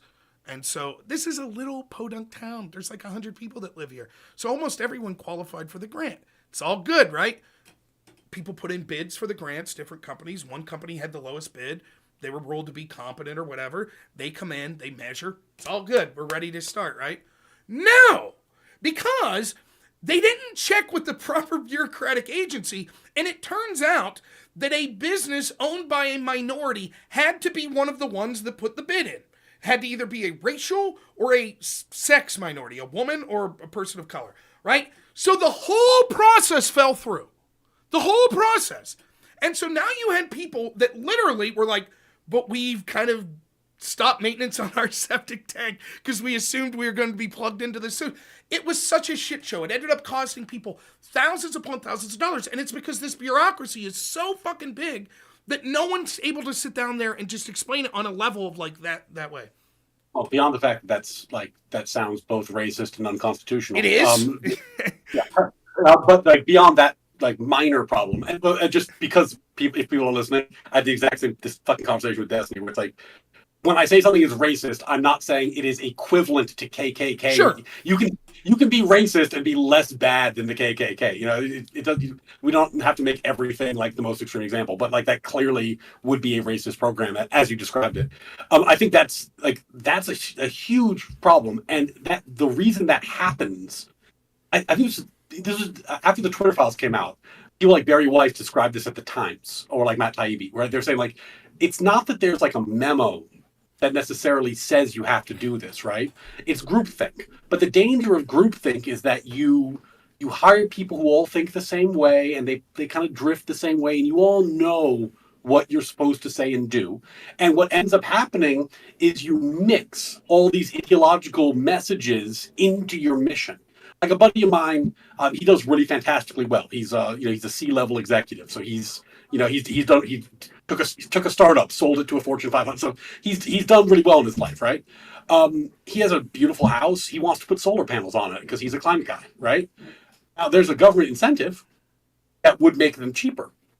But he doesn't qualify because he makes too much money. Right. And now you got to ask yourself, if you're really serious about climate change, do you care how much money the person who owns the house makes? Or do you just want them to have solar panels? You want to incentivize him to put those panels up if you're the government. But what happens is everything blurs together and becomes part of this like bigger groupthink about what is fair and what is just and what is noble and good and true. And I'm not even ascribing that intention to them. I think that people genuinely believe that. But that kind of groupthink permeates and everything becomes this muddled one true opinion. And that's an inappropriate way to wield government power. And the antidote to it is the executive coming in and saying, "What the fuck are you guys doing?" And they say, "I don't know. We're funneling the money. We're doing the thing." And he says, "You're all fired. Like all of you are fired. I'm getting you people." That's the only way to fix it. And I personally think the president should have that power, but I also think the consequence of the president having that power is you probably don't want to make so many agencies because you're going to give him too much he's in control of. We would be a lot better off if there's stuff we have to do nationally. No question. There's a lot of stuff we have to do nationally, but there's a lot of stuff we could do locally. And the states have been kind of treated like infants and they're not in charge of this stuff anymore. And they could be. And it would be better. I think people would be happier. I think that there is a legitimate difference in the way that people in like New York City and rural Alabama want to live. And it's okay. It's okay for there to be a difference there. And it's okay to have states that really do feel like different places and people can live where they want to live. It's a great country. You can move. It's fine. I couldn't agree more. I think that at the local level, your local government, well, you yourself as being yourself, knows more about your situation. You know more about your family. You know more about your town. Your local government knows more about your situation. Your state government knows more about it. And then the federal government should come last. And then even beyond that scope of it, the legislative branch should be closer to you, as particularly Congress voted on every 2 years, right? As opposed to the judicial that are lifetime appointments, at least at the Supreme Court, that are unelected, and the executive, which is once every 4 years. So we have it backwards. There is this fourth branch of government that is the most disconnected from the American people because they're never voted on, that you don't even know who they are. They're politically unaccountable. It's these bureaucrats. Right? And most of them are stationed in one area, which is Washington, D.C. And they have a view, even if you don't think they're nefarious people, they have a view of life that isn't representative of large swaths of this country. But it doesn't matter because that's where the real power rests. Congress has all but abdicated their power of the purse, right? Now it's just like, 1,700 page omnibus, whatever. I didn't read it. Here you go, pen to paper. And then what's that do? It doesn't the president's supposed to enforce that to carry it out, right? But he ain't doing it. Like, you think Joe Biden was carrying shit out personally? Of course not. So it's just going to these unelected people. The irony is to listen to them gnash their teeth about Elon Musk. At least you know who Elon Musk is. Who was running the shit? Who was making the decision at USAID to send money to overturn the Polish election? Who was that? We don't know. We have no clue. But Elon Musk is a problem. By the way, Musk I don't think is the best. I have no illusions that Musk is like the perfect man for the job. Like I think that, I mean, even more than Trump in many ways. Like if anyone wants to sit me down and be like, I'm going to read you the following list of things that Musk said that you probably disagree with, I'll be like, shoot, and you're probably right. Like I disagree with him all the time. That said, this is the only game in town. Yep. Because for all the reasons we've been talking about, I did a panel with Wick about this where people were talking. It was really funny. One of the guys I was talking to, he said he's a YIMBY, but then he's like, and now I'm pro-regulation. I was like, you're a pro-regulation YIMBY? That's really weird, man. Like that's kind of the opposite of what you realize that. Okay, never mind. But anyway, they wouldn't get that, I assure you. But yes, yeah. I guess housing regulations are the only bad ones. Right. Yeah. If to your point, the agencies defend themselves because they can. They do it for a living, and they can wait you out. They just have to drown you in red tape, which is what agencies do. And it takes 2 years, and there's a midterm, and the incumbent always loses power in the midterm, and now there's going to be an investigation. And, the clock runs out. And not only that, there's a natural disaster. There's a terror attack. Yeah. Priorities change. So you might have this priority as the president that you're really into, Doge. But what if there's a terror attack tomorrow? That's put in the back burner. So if you could create red tape, We'll just keep dragging it out. There's a good chance that you could drag it out beyond the point of the focus being put there. Exactly. I've been waiting for incremental reform to the executive branch my whole life. Yep. And it has, not only has it never happened, it's gone the absolute opposite direction. So I think there's a justification for go fast and break stuff. Right? Like, yeah. I'm not, just because I don't think there's an alternative. The thing is, though, that means, and it's a bitter pill to swallow, that stuff will break. Yes. When I say it's not hypothetical, stuff will break, and you're going to get the hostage puppy thing, where they're like, look at this puppy. This puppy will die if you do the X, Y, and Z thing, so you can't govern. And it's like, no, okay, like, if you have to be committed to this, but you have to understand that there's going to be pain, and there's going to be some dumb stuff. Like when they fired the guys at the Department of Energy who were managing nuclear reactors, that was dumb. Maybe they could have gone a little further. But you break stuff, you fix it. It's going to happen, unfortunately, because I think they have to go at that speed. And it's the problem. And not only that, you're absolutely right about that. But not only that, right? Once you're taken advantage of by these bureaucracies over and over, your sympathy runs afoul, right? So most Americans, in the abstract, would be like 5% of my, or $5 of my earnings this year, just $5 goes. And if we do that with everyone, it has a significant impact in solving AIDS in Africa. Yeah, sign me up. But when it's like, well, it turns out that money's also going to this and this and this and this and this, which you don't agree with. And it becomes this Byzantine, we don't even know what's happening anymore. We're running up the debt. People have lost their patience. It's like the immigration debate, speaking of YIMBYs, right? Where it's like, if you were to look, I have no animosity whatsoever to any illegal that's coming here to benefit themselves and their family, right? That broke the law. They broke the law. The law is the law. We have a right to protect our borders. They shouldn't be here. But person to person, right?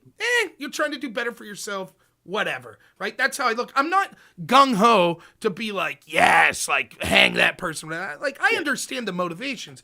The problem is, right? So I could be convinced on a small scale, hey, this gentleman's fleeing Nicaragua and the government there is trying to kill him. We should bring him in, sure. And his wife and kid, too. Okay.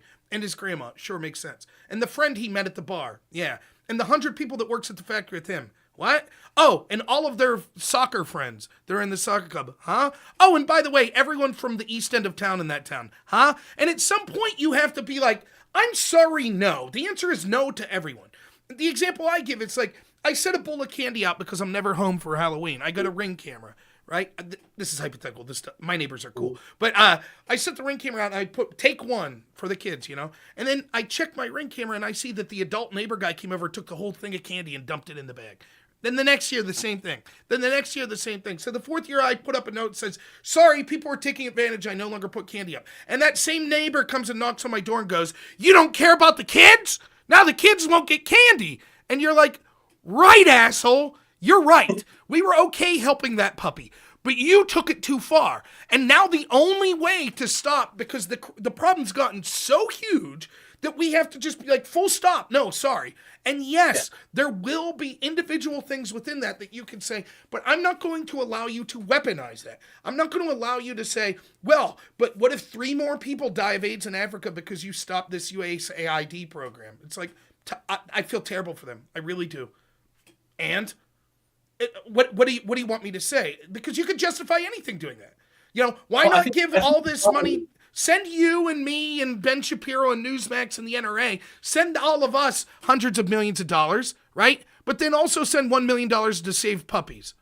And then when they say, yeah, we got to stop all this, we'll say, but what about the puppies? Ryan and Rob deserve their $10 million, or else you want the puppies to die. It's absurd.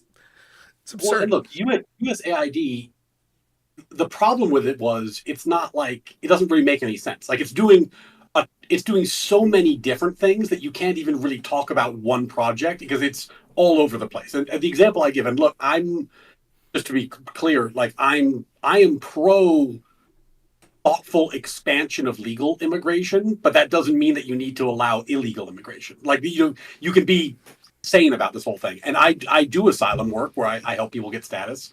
And an organization I work with is called Catholic Legal Services. And I know some lawyers there. They're fantastic. They help when I have asylum questions. They give great advice. They're wonderful lawyers. They're helpful guys. That said, if you're at USAID and Catholic Legal Services is one of the NGOs that was getting money from USAID, can you really look me in the eye and say that when Trump took power, you think this was one of his priorities, was giving money to organizations that help people get asylum? Right. Probably it's not, right? Like, probably not. And are you telling me that that money was specifically appropriated for this purpose? No. It was appropriated for a broader purpose, like assistance at the border, or like it's going to be something bigger and more general, and it was allocated this way. And then the hope was that the executive wouldn't notice that you were giving money to something that's contrary to his stated platform. And again, this is no shade, because I like these people and I like working with them and I think they deserve money from the government. But that doesn't change the fact that the current president wouldn't approve of it. And that's crazy, because if, like, imagine that you came in one day and you're talking to your moderators and you're like, "Hey man, where's all the gift subs going?" And they're like, "Oh yeah, we were using it to fund the Rob Noor Fat Fuck Club." Right. And they're like, it's taken off. It's gangbusters. that seems like the kind of thing you should have known that I wouldn't want you to do. Why the fuck are you doing that? They're like, "Oh, it's just what we do." And they're like, "Okay, well, you're all fired. Obviously, you're all fired." But you can't fire us. The judge is saying no. And honestly, all the people standing next to you who knew you were doing that and didn't like say anything about it, you're fired too. Because like, you should know that this is idiotic, right? And I think that's the thing. Like, you have to have a head of the executive branch. The head of the executive branch has to be politically accountable, and that needs to trickle down into the agencies. If it doesn't, then there's no democratic control of them at all. That's right. And like, for me, I think that one of the possible challenges, hey, I work pro bono, I'm not an attorney, so if Trump's team wants to talk to me, one of the possible challenges, if for whatever reason it would ultimately be ruled against them that they're not allowed to freeze this funding and stuff, so much of it's discretionary. What I would do, like, again, the way it's going to be written, it's going to say something like for border security, to send to NGOs for borders, or to send to organizations for border security. And right now it's going to a lot of Catholic charities and stuff that are basically open border type people. If I was Trump, I would just take that money and I would send it to the most right-wing populist groups possible that are like, we're going to personally stand at the border and stop people from coming. And then watch how quick Democrats would be like, no, you could freeze that funding. You could freeze that, right? It would all of a sudden, it would be like, oh, we're paying Politico $38 million for their pro-Politico service, right? How about we send that to Newsmax? And then watch them all of a sudden be like, well, no, we shouldn't send it to Newsmax. That's crazy. Why should my tax dollars go to fund right-wing media outlets that I don't agree with? Well, that's what we deal with every day. Every day. We have to deal with, like, all of this money, and it's predominantly going to pro-establishment, and as a populist, that's antithetical to what I believe.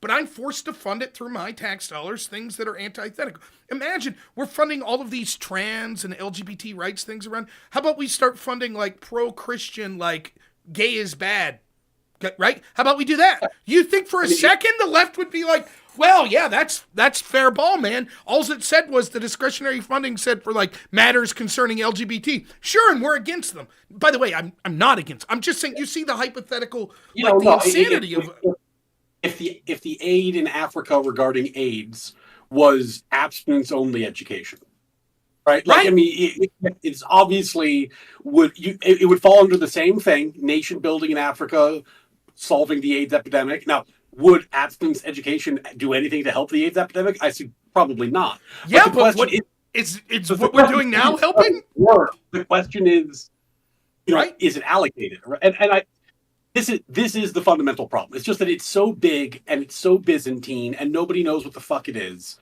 So yeah, you have to have faith that the guy you voted for is in charge of it, because then at least you know, okay, like.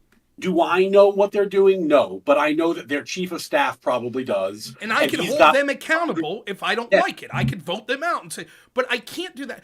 And for me, like, you go back and watch that first impeachment of Trump. I don't know if you watched any of this. And over, all these people from the State Department are saying, Trump came in and he was going against our foreign policy. What do you mean, your foreign policy? Like, work for him. He sets the foreign policy. That's what he was elected to do. And these people in the State Department, you could just imagine how it went. Like, he comes in and he says, like, well, let's pull troops out of Syria. And they're just like, are you fucking kidding me? No. We worked really hard to get those troops there. These are plans that we've had in motion for 8 years. You don't get to come in here and tell us all this shit we've been working towards. But he does. That's what our Constitution says. He absolutely gets to do that. And so they get butthurt, and they're like, well, then we'll use the system to get back at this guy. We'll lie. We'll say, oh, there's actually only 2,000 troops there, when really there's 5,000. Or we'll leak a phone call and then use that as evidence to impeach him. Like, all of this shit is more of a threat. The irony is, too, the way they code language, right? They code everything as Trump is a threat to democracy. Mike Benz talks about this a lot. Well, what do they mean by democracy? They don't mean me and you and the Democrat down the street and Pisco and everyone that's watching in the chat. We're not the democracy they're talking about. The democracy they're talking about are the institutions collectively working together to shape the direction the country goes.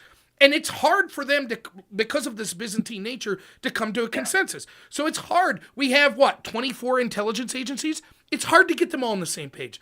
In addition to the funding from places like USAID, Congress, blah, blah.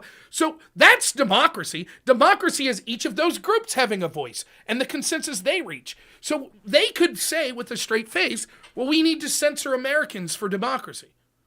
How the fuck does that make sense, you know? Can I ask you a question about that? Because I think I've been really candid, and in this conversation, it's probably become obvious that there's a lot about Trump that I preferred over Harris. Sure. Right?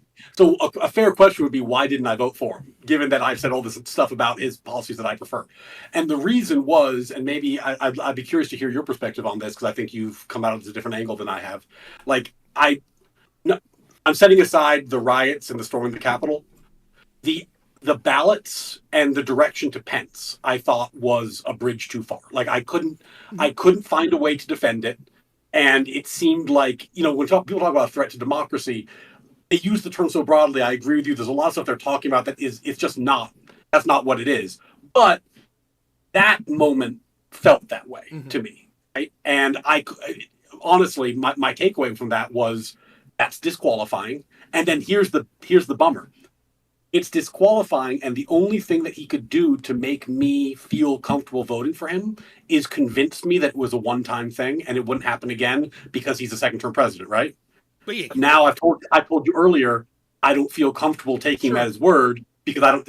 So even though he actually did say that on Joe Rogan, I was not able to get comfortable with it. So how did you approach that issue? Because that was my sticking point. And I wasn't able to get past that. The first question is, there's two ways to look at this, right? There is the legality of it, which is a different question to each individual's what do we think of it? Because there are all sorts of things that would be disqualifying for me, for politicians, that are illegal, but it doesn't matter. You still say that's still too far for me. So the legality question of it, I think it is clearly just a legal strategy that they were employing. A scummy one that I'm not in favor of, but it was an attempted legal strategy. It was similar to the Hawaii slate of electors in the 60s, which is that today is the final day that this stuff needs in, and there are rules about the schedule of this and the timeline. And so much like in legal matters, you might file paperwork that's sort of placeholder paperwork. It was similar to that. If we don't find the alternate electors, and then all of a sudden the Pennsylvania Supreme Court says, yeah, actually, Pennsylvania should have went to Trump, it'll be, but it's too late. The electors already cast their vote. And so there's no remedy. So we have to have the alternate electors, which will force a pause, which then forces Pennsylvania, Wisconsin, North Carolina. I don't like this strategy, but I think that is within legal bounds. I think it was absolutely correct for Mike Pence to deny that. But that's a different question than what you're asking, which is, for you, it's... Well, the Pence thing, though, is tricky, right? Because you said something earlier that I 100% agree with. In fact, it's funny you and Wick were fighting recently, because me and Wick, this is like the thing we always say and then get shit on by people who are more partisan than us, is like, imagine that the other side was using this tool. Mm-hmm. Like, it has to be good for the goose, good for the gander, right? And the Pence thing was the thing that I could never wrap my head around, where it's like, if the vice president can just not certify the vote, and every party gets to do that from now on. Yeah. I literally don't see. I don't see how that could be a workable system. Well, it seems impossible. And I said as much while this was going on. I said, all you have to do is imagine that Joe Biden would have refused to certify Donald Trump, right, in 2016. What would you have said? What would you have said? You would have went fucking nuts. That's what you would have done. Every Trump, right. I mean, that's the truth. And had Pence done that, it would have been the same on the other side. There would have been violence. I mean, it literally would have came to that. but that doesn't mean that it's illegal, right? It's scummy. Why do I think that it wasn't disqualifying to me? One, because of the opposition that they're up against and the insane fucking anti-democratic system that we have that there's basically no chance of breaking into, right? How they weaponized against Donald Trump up to that point for 5 years going into that. I guess 4, we'll say 4, 2016 to 2020, right? And it's a ham-fisted strategy that I didn't agree with, but I don't think that it ever was going to go anywhere anyways. And because I didn't think that it was brutally illegal or anything like that, had it been a normal election, like had it been hypothetically two people I like, I can't even think of anyone on the Democratic side. Let's say it was Trump versus Tulsi Gabbard. Like she didn't, you know. She didn't affect, yeah. I would say, yeah, even though I prefer Trump's policies as stated more than Tulsi's, this would be too much. I'll vote for Tulsi in the 2024 election in that sense. But given that I think that Trump is fundamentally right, that the election was stolen from him, not in the way that Trump thinks, I think that interference from our intel agencies, working with media entities, tantamount stole the election. Mm-hmm. Particularly the Hunter Biden laptop story. Polling seems to suggest that 1/3 of Democrats may have voted differently had they believed it. When our intel agencies spent 4 years concocting a hoax to spy on Trump, smearing him as a Russian agent, then defending Biden for basically doing the same things they were accusing Trump of, I think that that was enough in an election that was decided in 3 states by 40,000 votes to swing the election. But that doesn't give the right for Trump to do what he did. I understand Trump being pissed. Let me ask you this question. If you were Trump and somehow you got evidence, but for whatever reason you couldn't convince the American people, but 100% certain that the election was stolen from you, like, and all you needed was for the courts to hear this, but they were refusing to hear this, would you feel the same way, that it would be disqualifying if you were like, no, we need alternate electors to force the courts to hear this? I think the alternate slates of electors, I think you made an argument that's interesting. Like I could see some play in the joints there. The Pence thing, I don't think there's any play in the joints. That's, just because. But wait, isn't that the same argument? Like they're just asking Pence to certify the alternate because that would have triggered basically a crisis that would have forced the courts to look. Well, what they're saying is that the vice president gets to make a call there.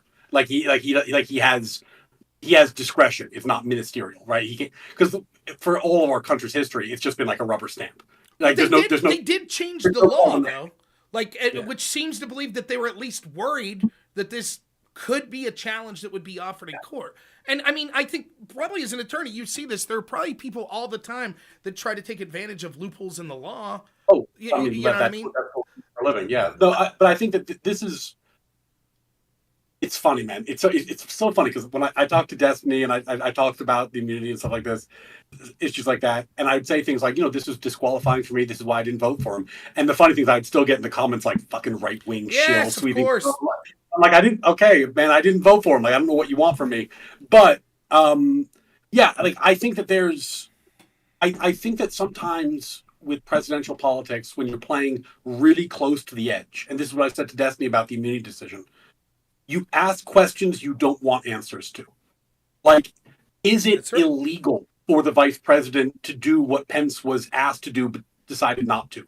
I don't know, because it's never been decided, and I hope we never find out. Right. You don't want the answer to that question. That's right.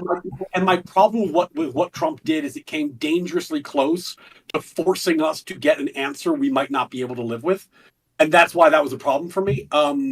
And, uniquely, just who he is. I'll be honest, when he was on Joe Rogan in the 3rd hour, he said, offhand, if I win, this is my last election. And in my heart of hearts, you put a gun to my head, I was like, oh, so then the Pence thing isn't a problem anymore.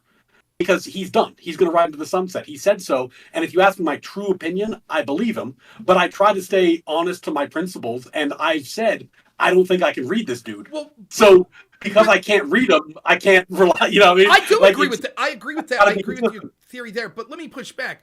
I don't think that would be the worry, because I think that's beyond the pale. There's pretty much, unless it would be something like the argument that Democrats are making for Zelensky right now, suspending like literally, if we're fighting Chinese militants on the soil of the United States and they've taken over the West Coast and they're marching, and Trump said, look, I'm going to stay in office till we sort this out. I don't think there's any risk of Trump. What may happen, though, is it's Pence versus Kamala. And Pence loses, and he might say, oh, no, no, no. Pence should win. That would still trigger the same problem you're talking about, right? Just because it wouldn't be Trump running in 2028, would he do this again if under any loss of his protege, he says, oh, no, no, no, my protege actually won? I just want to clarify, that wouldn't be for you like, oh, that's okay, because it's not Trump running again. Right, like you would still say like, yeah, that's fucked up. You can't do that. It doesn't matter if it's you yourself or the person that you want. And I think that it's important. It's really important to try. And I think that's why I liked when you said earlier that idea of like, imagine your worst enemy having this power, to try to think of the government that way. Because I'm old enough to know that like the tables, they just turn, Sure. man. Like, like I remember when when Obama was elected, and I was a big Obama guy at the time. Has not aged well in my mind, but we don't need to talk about that. And Mitch McConnell was organizing the resistance. And I was like, man, that's so fucked up. That's so fucked up. And now it's like, you see the exact same playbook starting to get organized. And you start understanding like, oh, that's all you can do when you have no power in the government is the resistance. You organize the resistance and then you try to use that to win an election and get some power back. And that's... See, but they're full of shit though. And here's... It's hardball, but it's within the realm of constitutional appropriateness. It might be scummy, right? But it's right. But I think there is a slight difference, and the slight difference is that Romney, McCain, McConnell, Newt Gingrich versus Schumer, Pelosi, Feinstein, all of them. Yeah, there's this jostling, but they both know that at the end of the day, they basically have the same master. Right? Or that they're agreeing that the bureaucracy should continue and that stuff, right? There is this sort of gentleman's agreement that's like, well, as long as it's us and you in charge, what they really don't want is someone within their own party or a third party coming up that's not part of that sort of set agreement. So let's just for a second, I'm not going to accuse anyone of crimes here that I can't prove, but let's just say for a second that hypothetically 30% of Republicans and Democrats in office are taking huge amounts of kickbacks, and that's why they're getting incredibly wealthy while they're in office. You ever want someone coming in that's going to investigate that? Of course not. But they could get your opponent, and then you could become Speaker of the House. Yeah, but then they could get me. So we'll just agree to not do that. Or let's make it a more, like, what if there was a congressional slush fund that went to paying off sexual accusations? And you might say, but I bet there's some Democrats on that. Let's unleash that. The Republicans are going to be like, well, about that. You're right. There are some Democrats. So, like, in that sense, yes, there's this gamesmanship from both sides. And I'm not saying that it can't be unethical or even illegal. But the greater threat is, will there ever be anything allowed to crack into where the real power lies with this bureaucracy and stuff? And so I thought, for me, despite that I didn't like what Trump did, I think that the magnitude of the anti-democratic impulses that actually occurred and actually had real effect on this country for decades was more significant than Trump's alternate elector scheme. And that's ultimately the conclusion I came to. And to be fair, because I have told you why I couldn't vote for Trump, there was no consideration that I would vote for Harris, right? Like it was a question of, am I voting for neither of them, right? That was where I ended up. And the reason was, I mean, it's kind of crazy, but if you look back on it, the Democratic Party in 2016 with Bernie, who I did not support, and I thought I was right not to, but they really set themselves on this path to destruction, where you say, okay, he's doing really well, and he gets nudged out by the establishment, and the establishment shows how strong it is. Then Trump arrives, and he breaks the GOP establishment. He just pummels it into the ground. And then Biden comes in, and he's almost an Obama extension. We find out that he's really not capable of doing the job, and it's being run by committee. So now you have a bureaucracy that's running the bureaucracy, right? It's not a president running the bureaucracy, it's a bureaucracy running the bureaucracy. And then he gets exposed, so everyone was lying about his health, obviously. And then they anoint Harris. So what they literally were running on was, would you like the Democratic machine to assume the presidency formally this time? In the past, we've hidden the ball a little bit and disguised it. This time, we're just openly saying, we would like you to elect our bureaucracy, which is like, I mean, with all the views I've expressed tonight, you can imagine that's unconscionably terrible. Like, I was like, this is a disaster. Like, so there was no way I could vote for that.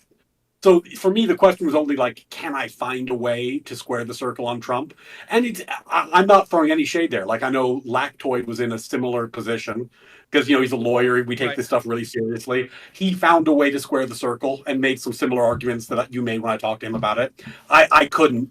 And I'm not throwing shade at anybody for that. But I think that was a legitimately tough decision. But it's crazy because if the Democrats ran a candidate that was even a candidate, like someone like me, it's like I was swayable. Like, I was within that 20 million that voted for Biden and that didn't vote for Harris, right? Like, I was on the table, and they just. Well, that's the real shame of some of these missteps of Trump like that. Like, I was talking to Lactoid about this again last night, and I said, again, the Democrats overplay their hand. Their strongest argument is the alternate electors thing. But they lump it in with January 6th. And there's a lot of problems with it. There's a lot of problems with the narrative on January 6th, right? And in addition to that, right, the American people are going to have the specifics don't matter. I'm willing to argue the specifics. I am. I think that I've argued the specifics hours and hours and hours of, forget the alternate electors, January 6th, right? The problem is the American people were told that they had to be locked in their house while they turned on their TV every night and saw these motherfuckers burning down cities across the country. And they saw them basically get away with it with impunity, and they saw the Democratic Party basically co-sign to the whole thing. And so then when the Democrats made their central argument, but January 6th, most people didn't give a shit.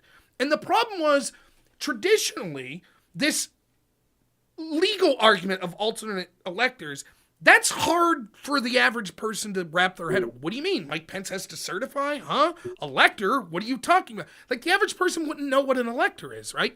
So you have to do work to convince them why that's bad, right? But if you're just like, look at this video of January 6th, look at that, you would say, PR-wise, that's probably the right move. But the problem was, people were fed up. People saw the bullshit that the left riding did over and over, and so it just wasn't resonating. And so the election came down to, and I was correct about this, it came down to, it wasn't about the corruption shit, which is my issue, right? It wasn't about January 6th. It wasn't about alternate electors. What the election came down to was, this election's a referendum on 4 years of Trump versus 4 years of Kamala Biden. How was your bank account? Better under Trump. How was foreign policy? World was much safer under Trump. What about the border? Seemed to be much secure under Trump. That was it. And if the Democrats could have put forth someone that could have put a coherent vision for policies that the American people would have been like, yeah, Trump still had all of these albatrosses around his neck, whether it be the January 6th alternate elector, just he's not likable to a lot of people in his base loves him. There's a lot of people that are like, policy-wise, I don't mind Trump, but I find him very unlikable. But I think, like you, a lot of them saw through that. It was like their big attack against Trump is democracy. They literally didn't have a primary. Literally. They lied to us to get through the primary, and then they installed, and I think people were I talked to people over and over that even with Kamala, they would be like, listen, I'm waiting for her to tell me what she thinks. I don't know. And that was their downfall. And if you're troubled by, and I'm going to use the word DEI, which is like a little bit now of like it's become like this big umbrella term. But like, if you're troubled by the idea that we've overcorrected, and I think the pendulum's now swinging so far, we might be overcorrecting the other way. But I'm so sensitive. I love the idea. Like, we live in a great society. Couldn't we do more for people? Sure. I love the idea. But you can't be racist to solve racism. Sure. You just can't. Right? Like, there's guidelines. There's things you can't do. And on some level, we were almost asked to close our eyes and forget about how she got the vice president's job. But, like, I was there. Yeah. Like, I saw how she got the job. I know that They wanted Susan Rice because they were trying to get a woman of color. Susan Rice was the second, didn't work out. So they picked the second best available woman of color, who happened to have just called Biden a segregationist and a racist like a few weeks earlier. Yeah. And the shit she said after the Rittenhouse trial, right? The guy was acquitted. And she said, this shows that we don't have enough equity in our justice system. And it's like, well, what do you, like, give me a charitable reading of that. I'm sure there is one, but like that made my blood run cold when I heard her say that, because it's like, whoa, he was acquitted by a jury of his peers. I watched the trial; it was a good acquittal, and by the way, I watched him on Ashbury. That was a good conviction. Like the justice system worked in these cases, and if you're saying that we need more equity because this guy got acquitted, what are you saying? Right? Are you saying he should have gotten convicted, and why? Why are you second guessing this? Like it was similar with the bail fund promotion when they burned down the courthouse, right? And then to watch the sort of like the way they tried to, post hoc justify this. It was like, well, no, the bail fund, she just thought it was for the innocent people. It's like, well, what innocent people? There were innocent people. Don't get me wrong. But the rationale she and every other Democrat using January 6th is, would you march with insurrectionists? Would you march with people burning down a courthouse, burning down a police station, right? Like, none of it, again, I can't stress it's not, like, Pennsylvania here, fracking's big business here. So if you're anti-fracking, you're losing a huge percentage of the voting electorate here in Pennsylvania. So she runs, when she's running for president in 2020, unequivocally, I'll ban fracking, okay? Then she's running in 2024, and it's like, what's your stance on fracking? And she's like, well, we regulate a little, but I'm fine with it. And I've never said to ban fracking. And it's like, but you did. And she, like you were saying with Trump, it's like, well, you don't really know what to believe when he's saying. That's what happened with Kamala. She switches, because the truth is, as much as Joe Biden was the perfect candidate for the bureaucracy in that he was cognitively impaired, Kamala Harris is also the perfect candidate because she's a chameleon. She'll adapt whatever position they tell her to adapt. It doesn't matter. She's not ideological. Say what you will about someone like Mike Pence or even someone like Hillary Clinton. They have ideology. They do. You might not like it, but they're not going to be so malleable that they'll come out one day and be like, I'm for abortion. And then the next day be like, never mind, I'm against it. It's not going to happen like that. With Kamala, it was like that. And so then how are you going to decide? What are you looking at to pull the trigger for Kamala Harris? And I think that because I asked the Democrats, I was like, you remember for a long time she didn't even have her positions up? Like it wasn't even on a webpage. Then when she put them up, they were copy and pasted from Biden, right? And so I'm like, oh, she's just an extension of the Biden administration. Biden said she was the last person in the room with all these decisions. Kamala said she was there. She was helping craft all. No. She's different than Biden. Okay, she's different than Biden. Then what's her positions? Well, she'll tell us, I'm sure. Okay, well, we're still waiting. Well, see, she says she changed on all these things. Okay, but why? Remember that? She was asked on, like, The View, of all places. It was like, why did you change? And she's like, well, my values are still the same. Okay, so you were incorrect? You were incompetent? If you've done a 180 and your values haven't changed, like, you haven't explained anything. And so then I'm like, well, maybe we should say, who did she pick as VP? Does that suggest what her policies will be? Well, Walz. And he said some pretty progressive left-wing stuff. So, no, not necessarily. And so what you're left with as a voter is like, I'm just going to say it's basically Trump versus Biden 2.0. And I think that other than COVID, the world was much better with Trump than Biden. And that's what happened. And it's not even Trump versus Biden 2.0. It's almost worse than that. It's because, like, at least with Biden, in his first 2 years, there was a president in the White House with a cognizant set of ideas, right? He was faded. Slipping, though. He already was. But yeah. He slipped. But, like, she really was running as the DNC. Like, it was very clear that she, like I said earlier, I have trouble believing the things Trump says. But I can watch what he does and compare it to campaign promises. That is a thing you can do. With her, I think that, there was nothing there to hold her consistent too. I think it really was, they were campaigning on, trust us, we know better. We are the DNC. And when I say Trump versus Biden 2.0, that's what I mean. It's basically Trump versus the people that ran the Biden administration. The last 2 years, it's just the extension of that. That's what it is. And so The And, weekend and Bernie's crew. and again, the problem with that is, well, when you're that bureaucracy that's in this bubble that hasn't been challenged, watch now the Democrat turn on MSNBC and watch them diagnose their laws, right? And it's like they're still saying the same stuff. Well, it's racism, and it's like that's because these people in this bubble, that's what they talk about, so they believe that shit. But the average American's like, what are you talking about? Like they're thirsty for a Democrat.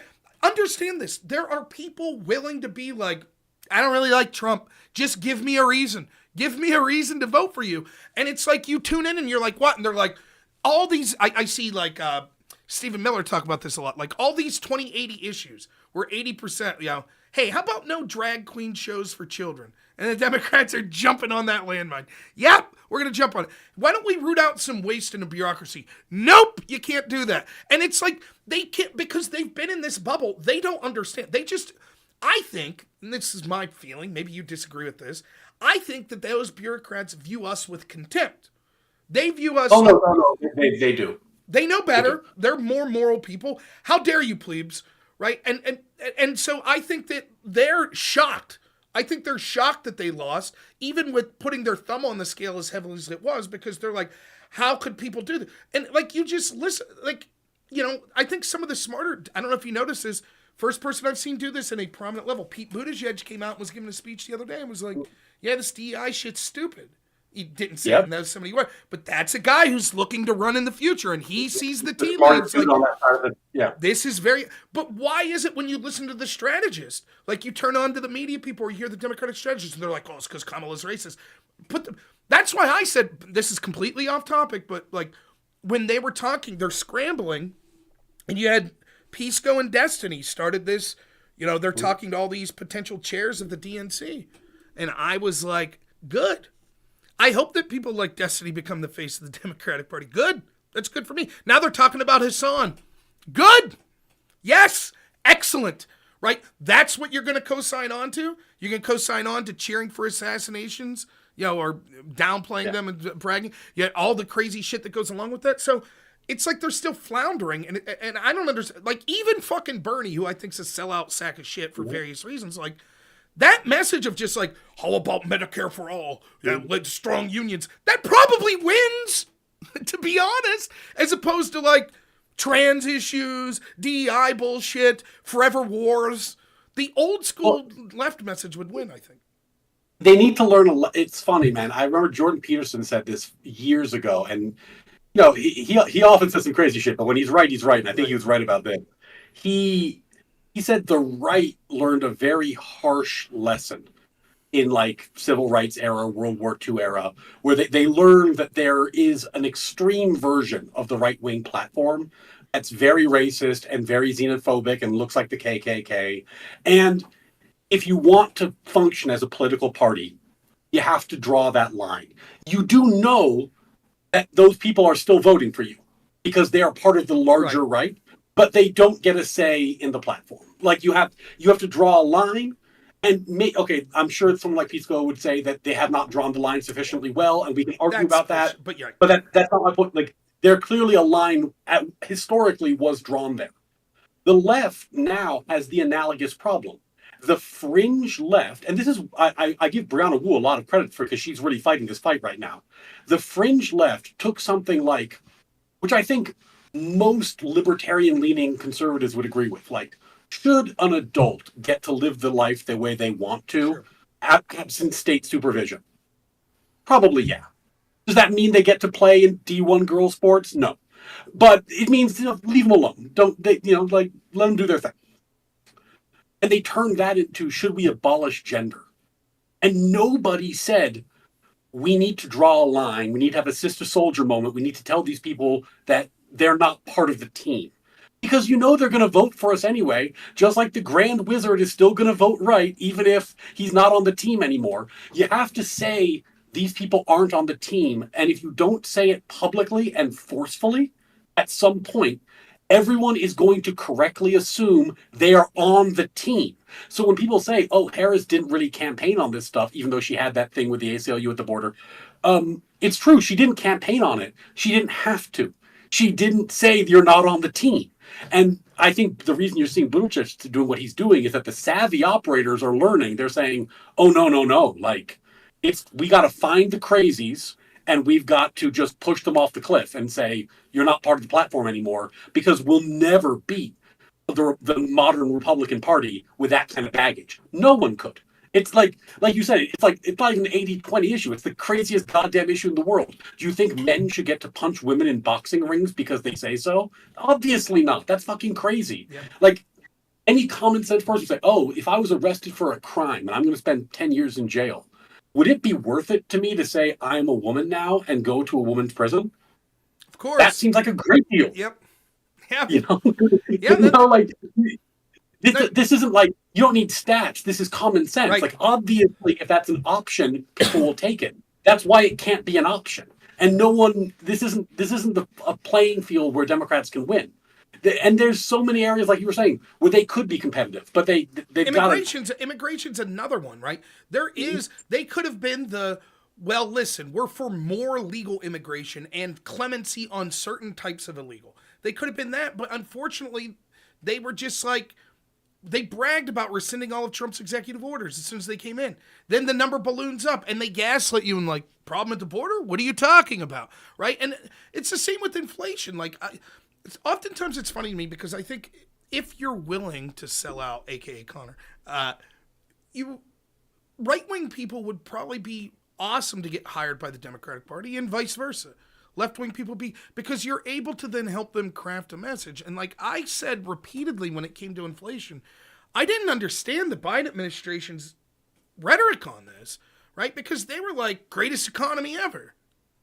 And it's like, economics. If you're a Biden supporter and you're struggling, and you probably were if you were an American, aren't you going to be like, oh, well then I guess help's not coming because the guy I voted for is basically saying, well, it must be your problem because everyone else is doing great. It's a fucking fantastic economy. Why wouldn't your message be like, yeah, we're struggling because Trump mishandled COVID. And so, yeah, you're right. Everyone is struggling, including our constituents, and we're doing our best. But no, they were just like, greatest economy.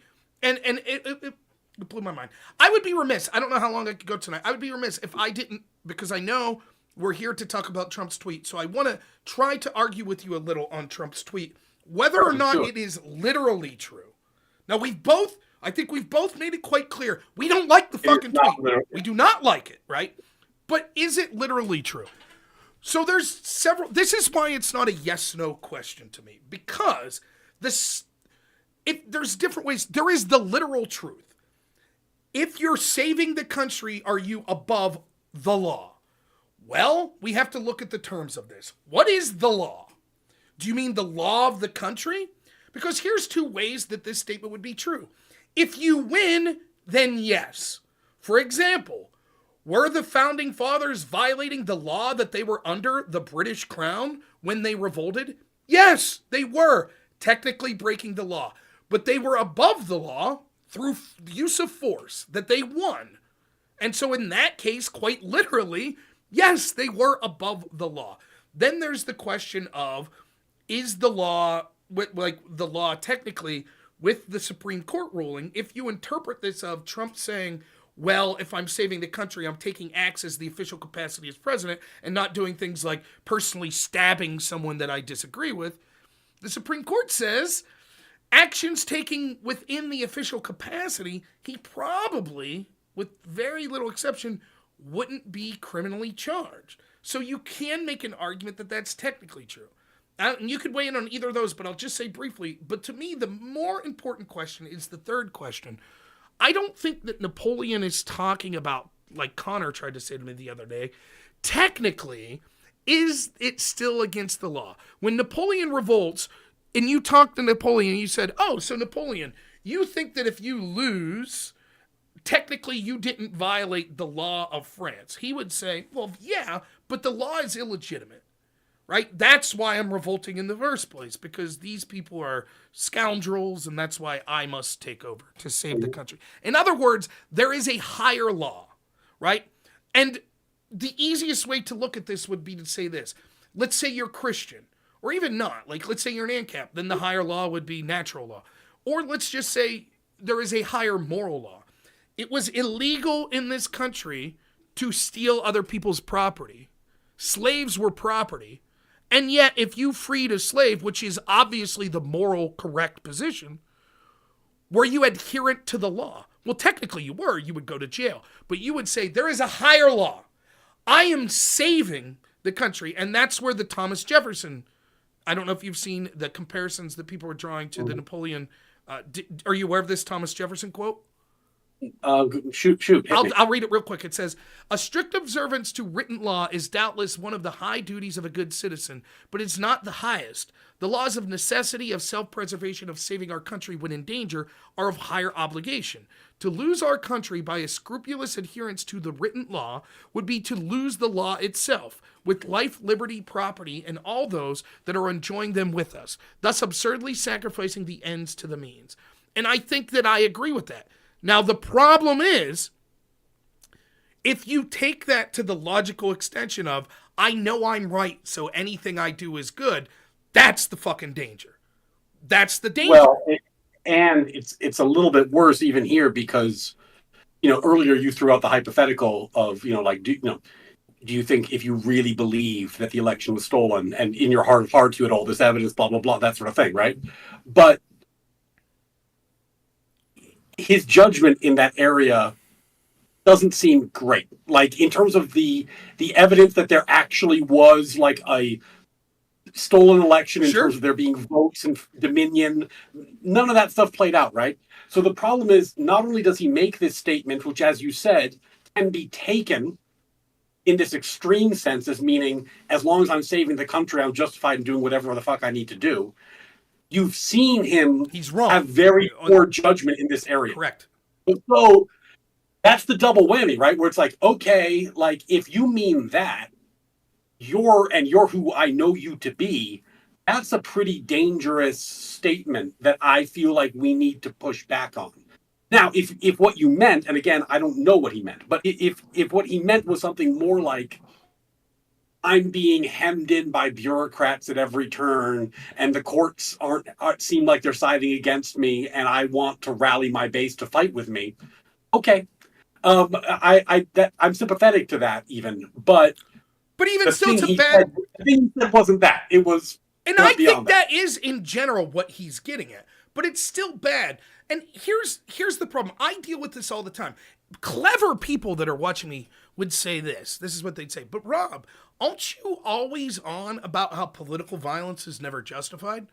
But if you believe that Thomas Jefferson quote, that's bullshit, right? Because I think a reasonable interpretation of that Thomas Jefferson quote would be, sometimes it's worth going outside the written law to save something greater. And part of that written law could include a use of violence. In fact, he was part of a revolution, which included violence, right? So then why do I say it's never appropriate to use political violence? Well, because one, the examples you could look at, times have radically changed, right? Secondly, I don't think there's any issue, and as corrupt as I think this bureaucracy and all of that is, that rises to the level to justify political violence. But third and most importantly is, even if you could articulate the case and say, here are times in history where political violence was justified, and let's substitute this idea that you're above the law if you're saving the country, where it's justified. For every one time you could bring up a legitimate case, there are literally tens of thousands that excuse has been used where it was completely unjustified. And so therefore, the prudent message to put forth is, it's not justified. Because as soon as you say, yes, there are times when admit it, Rob, there are times when political violence will be justified, and I say, yeah, okay, you're right. The very next thing you're going to say is, right, like if we're fighting systemic racism.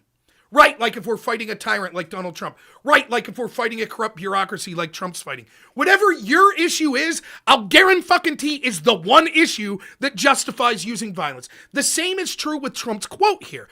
If you take it, the reason I bring up, and I'm bringing up the Thomas Jefferson, even though I've admitted I don't like the quote, the reason I'm bringing it up is the absurdity of this is a simple yes-no question. Well, it's not.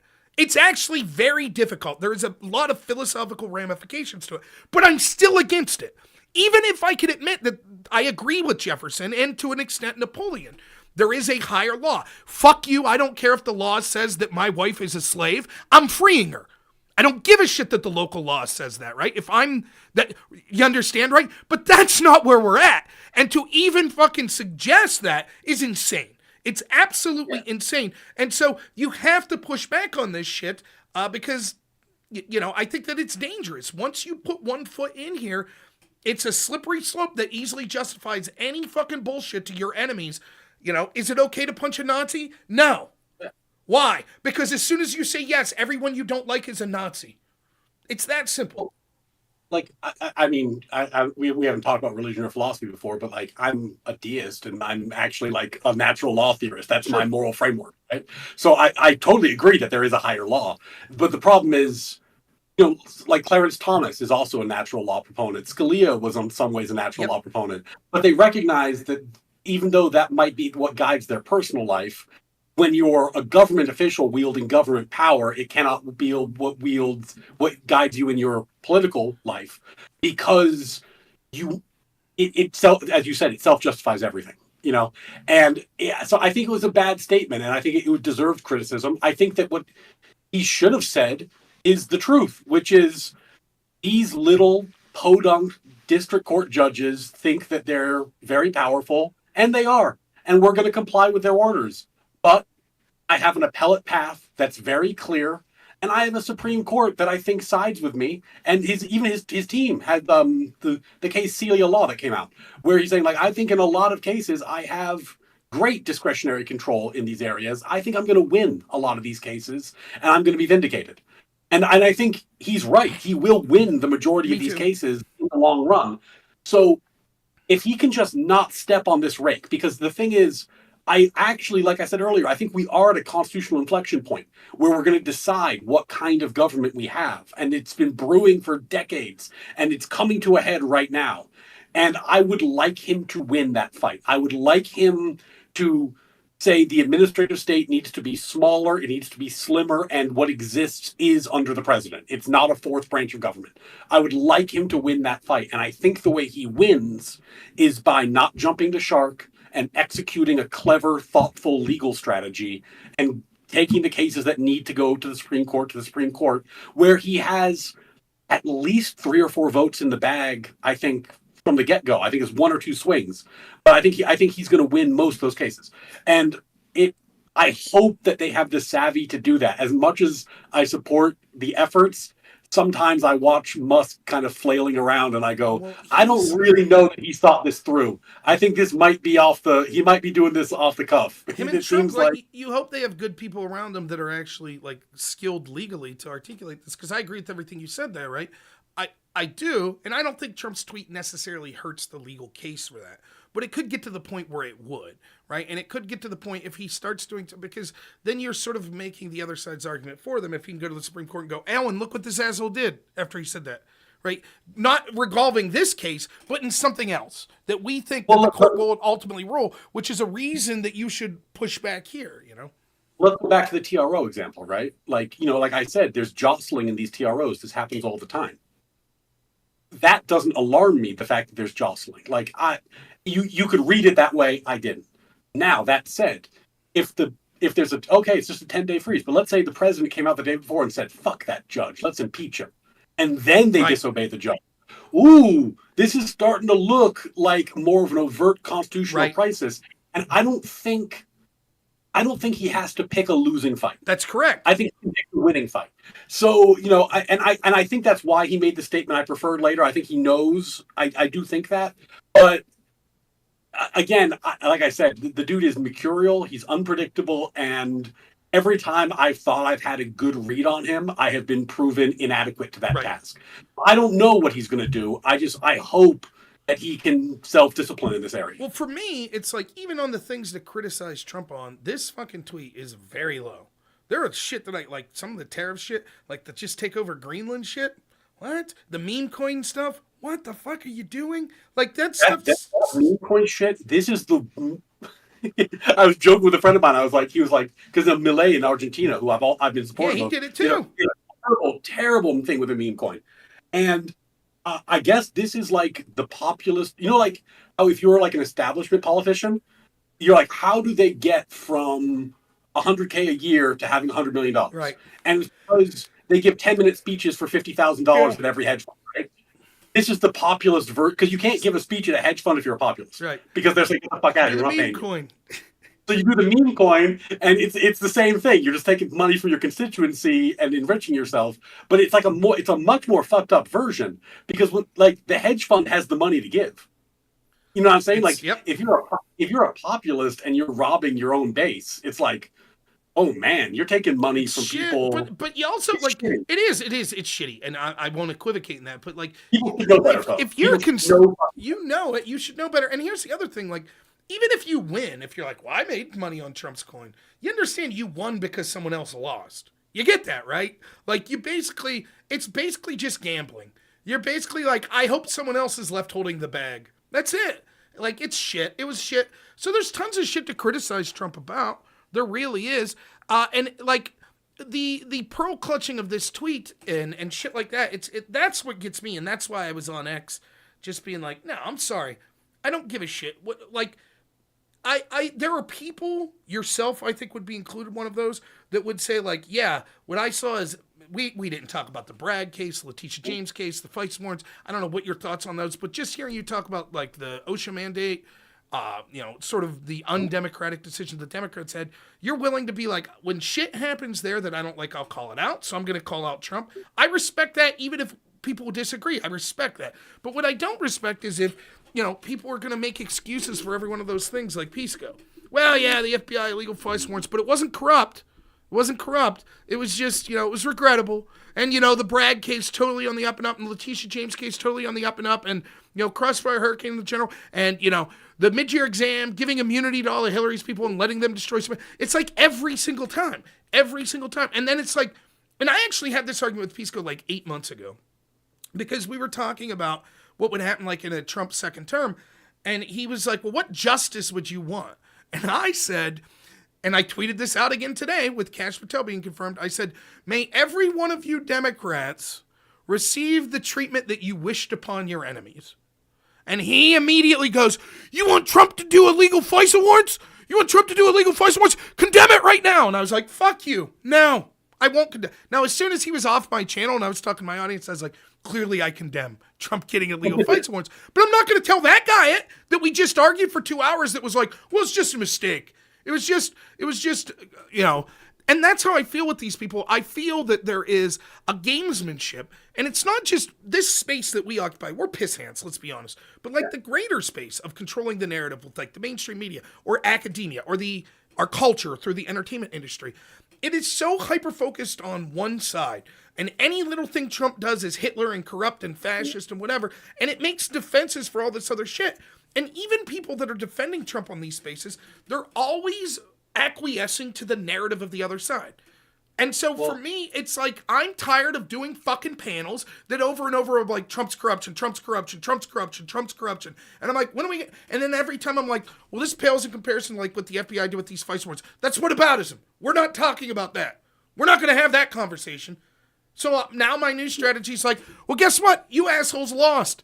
So now I don't need to talk about what you want to unless you could exhibit to me some base level of good faith about this. That's how I feel about it in general, particularly on X. Well, and I think this is what I think about, because you have brought up the prosecution of Trump.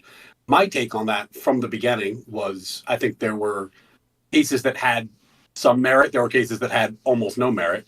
But the larger question is that Biden should have pardoned him. And Biden should have pardoned him for the same reason that Nixon got pardoned. Right. Because something happened that really came close to tearing the constitutional fabric. And the pardon means we all get to move past it.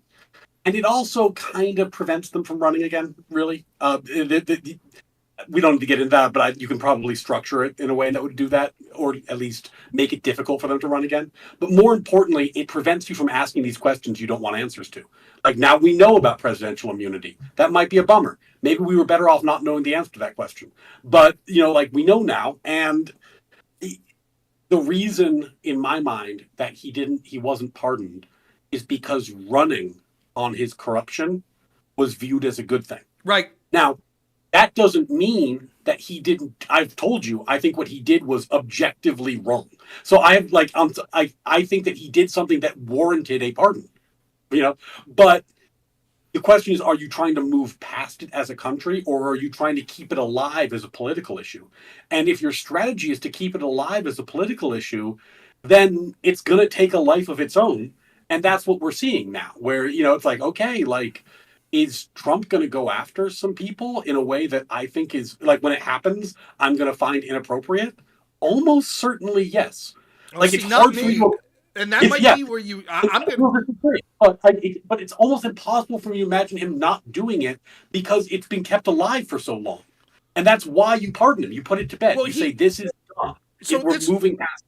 This is where I'll disagree with you. One, you're absolutely right politically. It made the miscalculation. Biden should have pardoned because it would have benefited them politically. It would have made them look magnanimous. And it also puts the stench of corruption. What are Republicans saying now? Well, Adam Schiff's pardoned? Why did he need pardon? Clearly guilty. And that's persuasive to people. Fauci, pardoned for what? Must have done something. So you can still smear Trump as corrupt, right? And you look magnanimous. Oh, we're not using lawfare. But to me, it would have been insufficient. That's smart politics. It would have been insufficient, though, because the charges should have never been brought in almost any of these cases. Maybe the classified documents case. But they should have never been brought. And the problem is that I don't give a shit about Trump, and I don't give a shit about Hillary, and I don't give a shit about Obama or Biden or any of them as much as I give a shit about the real power, which are these aforementioned bureaucracies. And if those bureaucracies are going to decide that they're going to take something like the law and selectively use it to go after the people they think will harm them and to benefit the people they think will defend them or further entrench their power, then our country's done. That's it. Like that.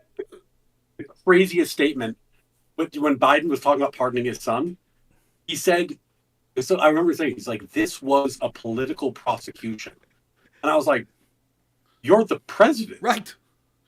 Well, right? The irony is he's right. Right. Then this is so funny. Who did I talk to the other day about this?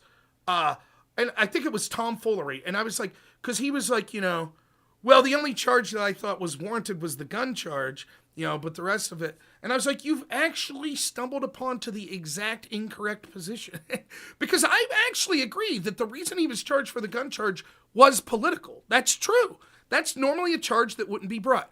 But the reason was the opposite of what Biden would have you believe. That he was protected for political reasons.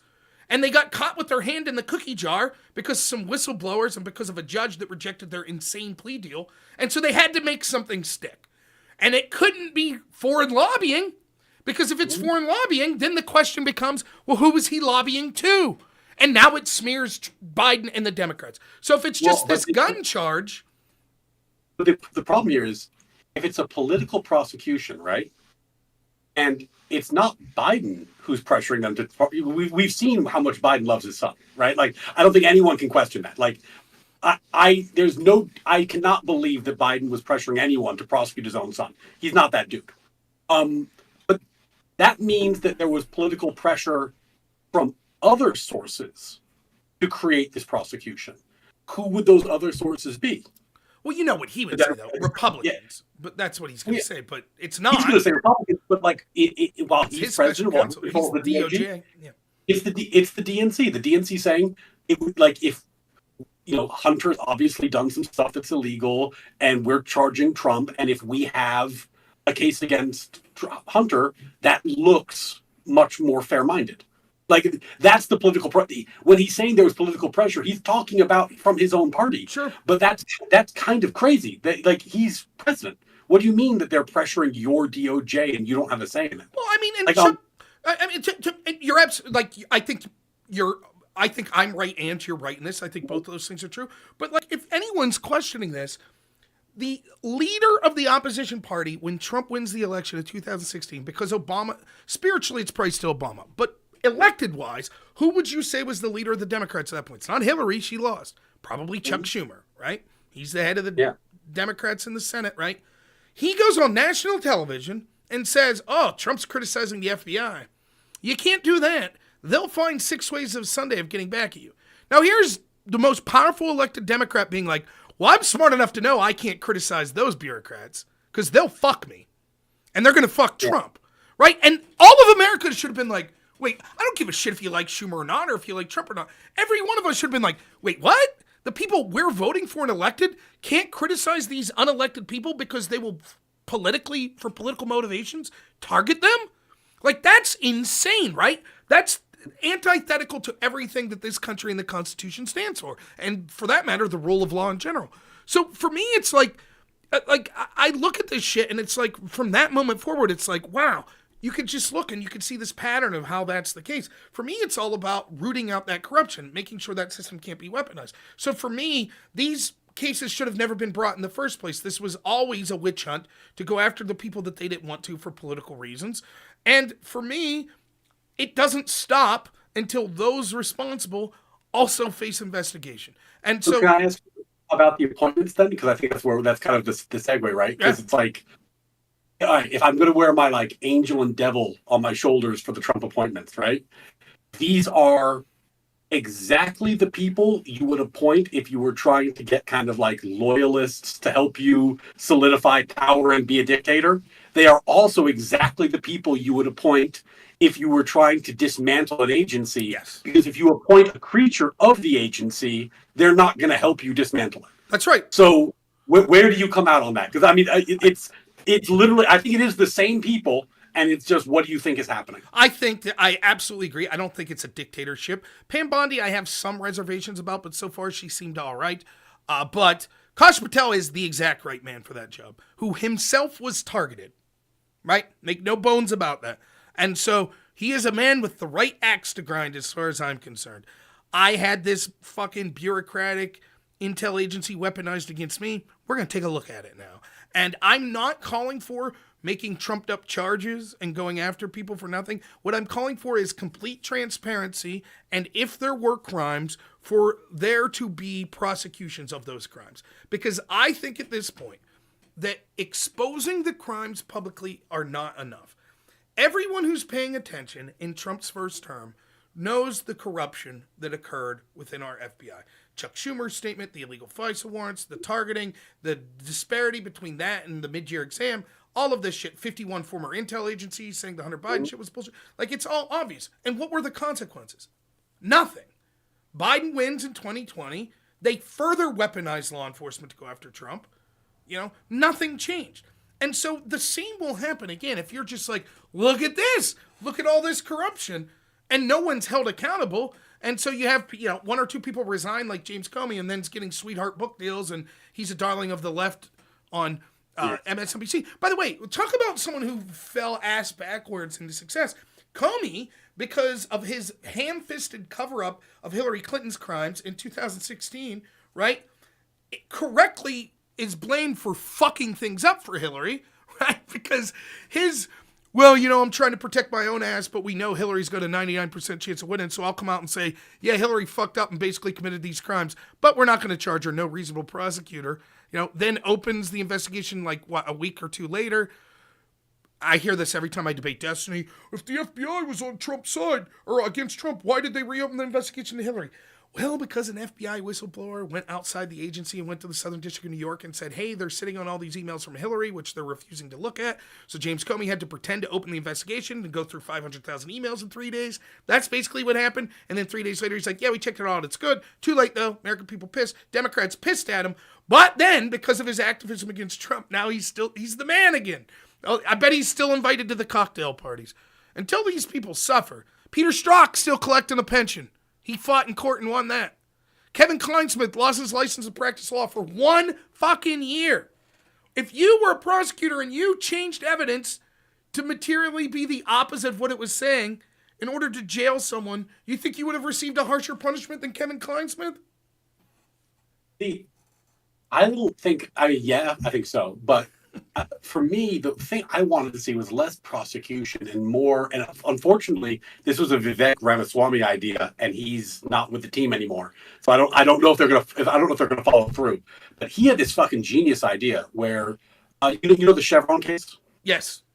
Yeah. So just quick recap for the audience, Chevron was a case that said agencies get to say what the law is, and that's gone now. And now Trump has this new executive order that says, no, only I get to say what the law is. We'll see how that plays out within independent agencies and how we don't really know. And the Chevron case is going to have, I think, peripherally things to do with can Trump stop funding, right? Because that is sort of the first opening of the door to allow that sort of ideology. So Ramaswamy's idea, which was genius. So the way this works, sorry, just to make sure I give enough background for people who aren't like deep in the weeds on this. Congress passes a law, agency interprets the law, agency under the regulation passes regulations.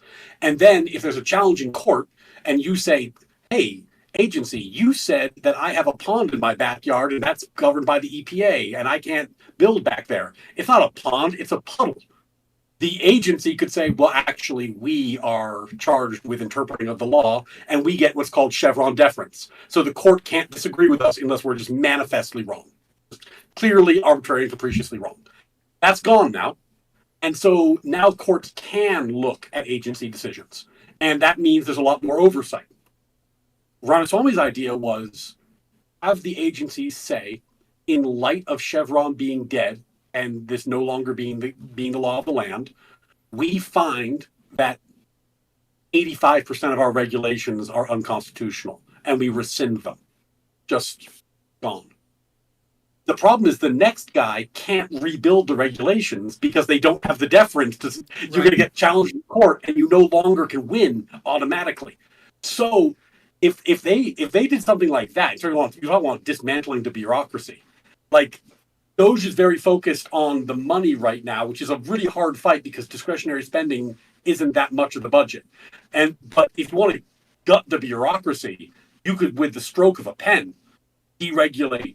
I agree, 50%. And I support that. The problem is, I don't know how that works at the FBI. I don't know how that works at the CIA, right? Those people, like that's not going to fly there. Like, even if Kash Patel can't be like, I mean, he could say, well, the FBI no longer has the right to spy on parents at school boards, but Chevron deference, I don't think, speaks to intelligence matters or law enforcement. To that, and that's trickier, right? Because it's like the Mayor Adams stuff that's happening right now. It's like that's a good example because the way that's been handled is really tricky because Trump could have pardoned him, right? Like he's the president. If you want to just dead stop the prosecution, pardon him. It's dead, right? Like it's 100%. Like even if he couldn't fire people in the DOJ, Trump has unilateral power to stop this if he wants to, but he's not stopping it. He's saying, "Well, I want to dismiss without prejudice, and I want to have the option of bringing it back again." That's the sort of thing that raises heckles, right? And that's why the judge is calling in a conference to ask them what the fuck's going on, right? Because judges don't like that. It's like you're trying, like let's say a prosecutor, not even with Trump. Let's say you're trying a case, and it's going really badly, and it looks like the guy is going to be acquitted, and then you say, "Oh, you know what? We withdraw the case, no prejudice. We're going to find more evidence and try again later." It's like no. This is it. Right. You made your shitty bed, you lie in it, you're going to lose, go lose now. You know what I mean? Like, it's unfair on some level. So, yeah, I think that this is the sort of stuff where he needs to be careful. Because, like, if you end up with, like, a demonstrable quid pro quo scenario, which I'm not sure is quite there yet, but it's getting there. It's not that far off. That's the kind of thing that, people will say, like, oh, well, you're complaining about weaponized DOJ. Well, Jesus Christ, you're blackmailing a mayor. Mm-hmm. You know what I mean? Like, it's very difficult because we understand foreign policy wise, we do this all the time. Like, so foreign policy wise, we'll be like, listen, we're gonna fucking attack you unless you do X, right? Or we're gonna prosecute you internationally unless you do X. But that's obviously different domestically. But this sort of shit happens. It's just what exactly is happening. I don't know that there's been a lot of, well, the FBI has a case against you, so unless you comply with this other policy, that's it. That sounds fucking fishy. But this is common. This is common. You're going to turn state's witness for a bigger crime. Oh, that's common. Yeah. So let's assume that was the case. I'm not saying it is. I have no evidence that that's the case. But if it was the case, they can't, and they're building a case against other people, they can't very well announce that, right? They couldn't be like, well, the reason we didn't do that is because this guy's continuing cooperation is necessary for this other corruption case that we're building, whatever, so they wouldn't be able to announce it. I don't think that's likely, but I'm just trying to think through a scenario. The other scenario, which is what they're claiming, I'm not persuaded by Bove's point two, which is sort of, well, this is jeopardizing Adams' ability to be a mayor. Well, yeah, if he was being charged for rape, it would be as well. What, are we not going to charge rapists then? Like, so that's a weak argument as far as I'm concerned.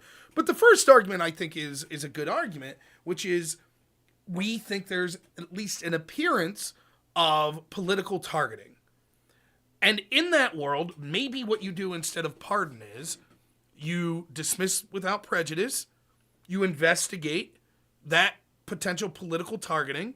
If you find it's not there, you bring the charges back. Okay. Let's be hyper charitable and say that's 100% true. So let's just assume those facts, right? This is what I mean by stepping on rakes, right? Where it's like, okay, if that's true, then you got to tell your director of Homeland Security not to go on fucking TV and say, yeah, if you don't help us on immigration, I'm coming back. Yeah. Because it's like, you know, like you got to know you're on dangerous ground, and don't step on the goddamn rake. Mm-hmm. Now, I have not been in these rooms. I don't know, but I can tell you that, like, from a legal perspective, from the outside looking in, this looks pretty bad. It looks bad. Like, it's the kind of thing where you're like, but I don't know that it's. Really? I don't disagree that, but it wouldn't be. I think that they could avoid this shit. Like you know, like if you think Adams is great for you, if you think Adams is going to help you on immigration, go. Say, Adams, I love that you're helping us with immigration. Are you interested in a presidential pardon? Supreme Court's been absolutely clear that President Trump can pardon anyone for any fucking thing for any reason he wants. Like, you know, great. Go out, you know, like, dismiss it without prejudice. Pardon him. Get rid of, you know, but like holding it over his head like this is the maximum danger approach. And it makes you wonder why they picked the maximum danger approach. Is there a charitable interpretation? Of course. And I hope that's what they're doing. Well, the most likely thing is that they're afraid that if they just pardon him, Adams will say, fuck you. Right? Then it's too late. You've already pardoned him, right? Which is exactly what you're saying would be very bad. Or like, that would be, if that's why they're doing what they're doing, that would be bad. But then follow that thought, like, man, we're worried that if we don't have leverage over this guy, he might tell us to fuck himself. So we better get leverage over that's what I'm this saying. guy. That's what, But I don't know what the Supreme Court would say about this. It might still not be illegal.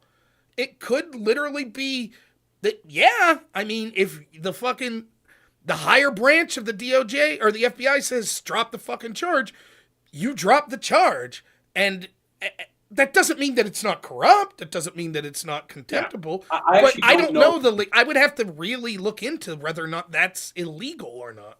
I don't know if it's illegal. I do think it's the sort of thing that even in a world where the president's taking a more control over the DOJ, you should probably not do this, right? Yeah, I don't. If that's the intent behind it. Now, I don't know. On the grand scale of things, how corrupt is this compared to other things we're seeing? I don't think it nearly rises to the level of what we saw with the lawfare against Trump, which was going after your political opponent on fraudulent charges, the FISA scandal, the protecting of Hillary's team, the protecting of Hunter Biden. I think all of that is magnitudes worse. But it's starting to approach that level. Well, and I'm not even sure I need to decide what's worse, right? I mean, the point I was making about the pardon earlier is that once you go down this road, once the cat's out of the bag, it's really hard to put it back. You know, like, and that's the problem. We've entered an era where it is acceptable to throw out an impeachment you can't win for political reasons, where it's acceptable to use the tools of criminal prosecution for political means. And once you start doing that, it's really hard to get people to stop, because it is a powerful tool. It is a useful political tool. Like, it works. So people are doing it because it works. And we hopefully, in an election or two, can get back to an era where people just aren't doing this. Well, right? Like, that's gotta be the goal. You gotta get to the point where people stop. what's necessary is, and this is the best case argument for Trump over DeSantis. By the way, Trump was my third choice. Vivek was my top choice, followed by DeSantis. Trump would have been, or Vivek was first, then DeSantis, then Trump. Oh, good old office Ron. I had such high hopes for him until I saw it. I thought I was so excited for his campaign. I love Vivek on podcasts, by the way, but like I was so excited for Ron. And then like terribly ran campaign. You know when you're talking to a really smart guy and he can't code switch? Like he could talk to you about constitutional law, but if you brought him to a bar and you started talking about the game, it would just be he'd be like, what is this? Is this basketball? It was just a nightmare watching that dude be unable to... Everything about how that campaign runs, rant, like that. I know. Listen, the Trump supporters that are like, listen, Ron should have waited his turn. That's bullshit. Like, listen, presidential elections are every 4 years. You might be dead in 4 years. Anything could happen. One political misstep, you never have a chance again. Strike while the iron's hot. I don't have a problem with anyone primarying. That's fine by me. That's all fair ball. The people that are pissing and moaning about that, dumb, I think. However, it was clear that Ron's fighting. Once Trump was in, it's clear that everyone's fighting a massive uphill battle. I think that Vivek basically ran the campaign that Ron should have, which was, why am I calling him Ron? DeSantis. Vivek's more of like a Madonna type. Anywho, whatever. Which is that you're like, yeah, Trump's the man. Trump did really good, blah, blah, blah. But I'm the man to carry the torch forward. So now what he did in 2016 was incredible. He defied all the odds. He did something none of us could have done. But he kicked that door open, and now I could advance it further and better. And here's why. The corrupt FBI that came after Trump's making missteps. He's still kind of, we'll build them a big, beautiful new building. No. Here's what we need to do. That's the campaign he should have ran, because then even if you lose, you're okay with the base, right? And the chances of him winning were low anyways. Now he's put himself in the unenviable position where I still think that he's making policy decisions that fall in line with MAGA. Trump just came out today and said he's endorsing Byron Donalds for governor of Florida in the next election. I mean, and I don't think that's fair to DeSantis. I really don't. I like DeSantis. I think he's a great governor. But he did that, and then the things you're talking about. Like, some of the most awkward thing I saw was like when he would try to smile sometimes and you could tell he's forcing it and he'd be like, and you're like it was the same shit with Hillary Clinton, right? Or Al Gore. Like, if you follow politics, like, and I'm kind of a junkie of political speeches and shit, seeing as I did speech debate. Like, people talk about Al Gore's concession speech. If he would have talked like that during his campaign, he wins in a landslide, right? But he tried to be this like not real person, not showing emotion while he's running. And then his campaign speech, it's like, that's a real fucking guy up there talking. Yeah. Hillary's whole shtick was she's trying, she's going on these podcasts, like talking to, black podcast hosts. I keep hot sauce in my purse. Ha ha ha. Hillary's whole shtick should have been like, you're right. I am a career politician, but that's good. You're right. I totally get it. I don't live the same life as everyone else. But here's why you want a weird policy wonk in the position of president. Don't try to pretend to be just your average Joe. Trump, like him or hate him, he's who he is. That's fucking Trump, right? Like, he ain't putting on a character. And so then DeSantis, like, the things that are the best about DeSantis is like when he's doing a press conference and some shitbag liberal dirt rag is like, what about the Don't Say Gay bill? And he's like, completely absurd, and just demolishes them, right? But then all of a sudden they're making him the like, put the fake smile on, blah, blah, blah. It's like, for me, you're absolutely right. The code switch thing, it's fine, but don't try it. Don't pretend. That's the problem. If you're the weird fucking nerd, be the weird nerd. You can roll with that, And there are people who can code switch well. Like, I think J.D. Vance, for example. Yes. Like, J.D. Vance is a real smart dude. That's a Yale lawyer. That's an intellectual. That's not how he talks publicly because he has that skill set. Right. He's a much stronger communicator than Ron is. That is what it is. But Ron's campaign was, I think, informative because, two things. One, man, if you want to talk about like downstream consequences of those prosecutions, Ron was doing real well. DeSantis was flying high in the polls. He was actually kind of neck and neck with Trump, and then the charges dropped, and all of a sudden Trump is light years ahead of him. So, like, A, that was a major effect. And then It was B, purposeful, by the way, by the Democrats, in my opinion. when DeSantis was neck and neck, all of a sudden the narrative came out. It's like, well, he's just like Trump, only worse. And it's like, this is where the fatigue, I think, sets in, where it's like, okay, man, like, let's say you're someone like me who was, I voted for Biden, right? And I voted for Biden because I didn't want Trump to win. But part of the reason I started analyzing politics more carefully is I was like, you can't do that 2 elections in a row. Right. You can't say. Not always Hitler, It doesn't matter who the candidate is. We got to beat Trump. And then it's like, next election, same shit. Doesn't matter who the candidate is. You got to beat Trump. It's like, no, you get one. You get one. You can't do that over and over again. And then it's like, okay, well, now if it's not Trump, it's still Trump. It's like you're going to say the same thing. Well, it doesn't matter who the candidate is. We got to beat DeSantis now. It's like they're already saying with Vance. He's like a silver-tongued Trump. Yeah, there you go. Yeah, it's like, okay, one of the strange superpowers that Trump has is that he seems to have this weird ability to make the world react to him. Like, the Democrats were not idiots on border policy until before Trump, right? Like I mean, Obama has still deported orders of magnitude more people than Trump has. Yep. Right?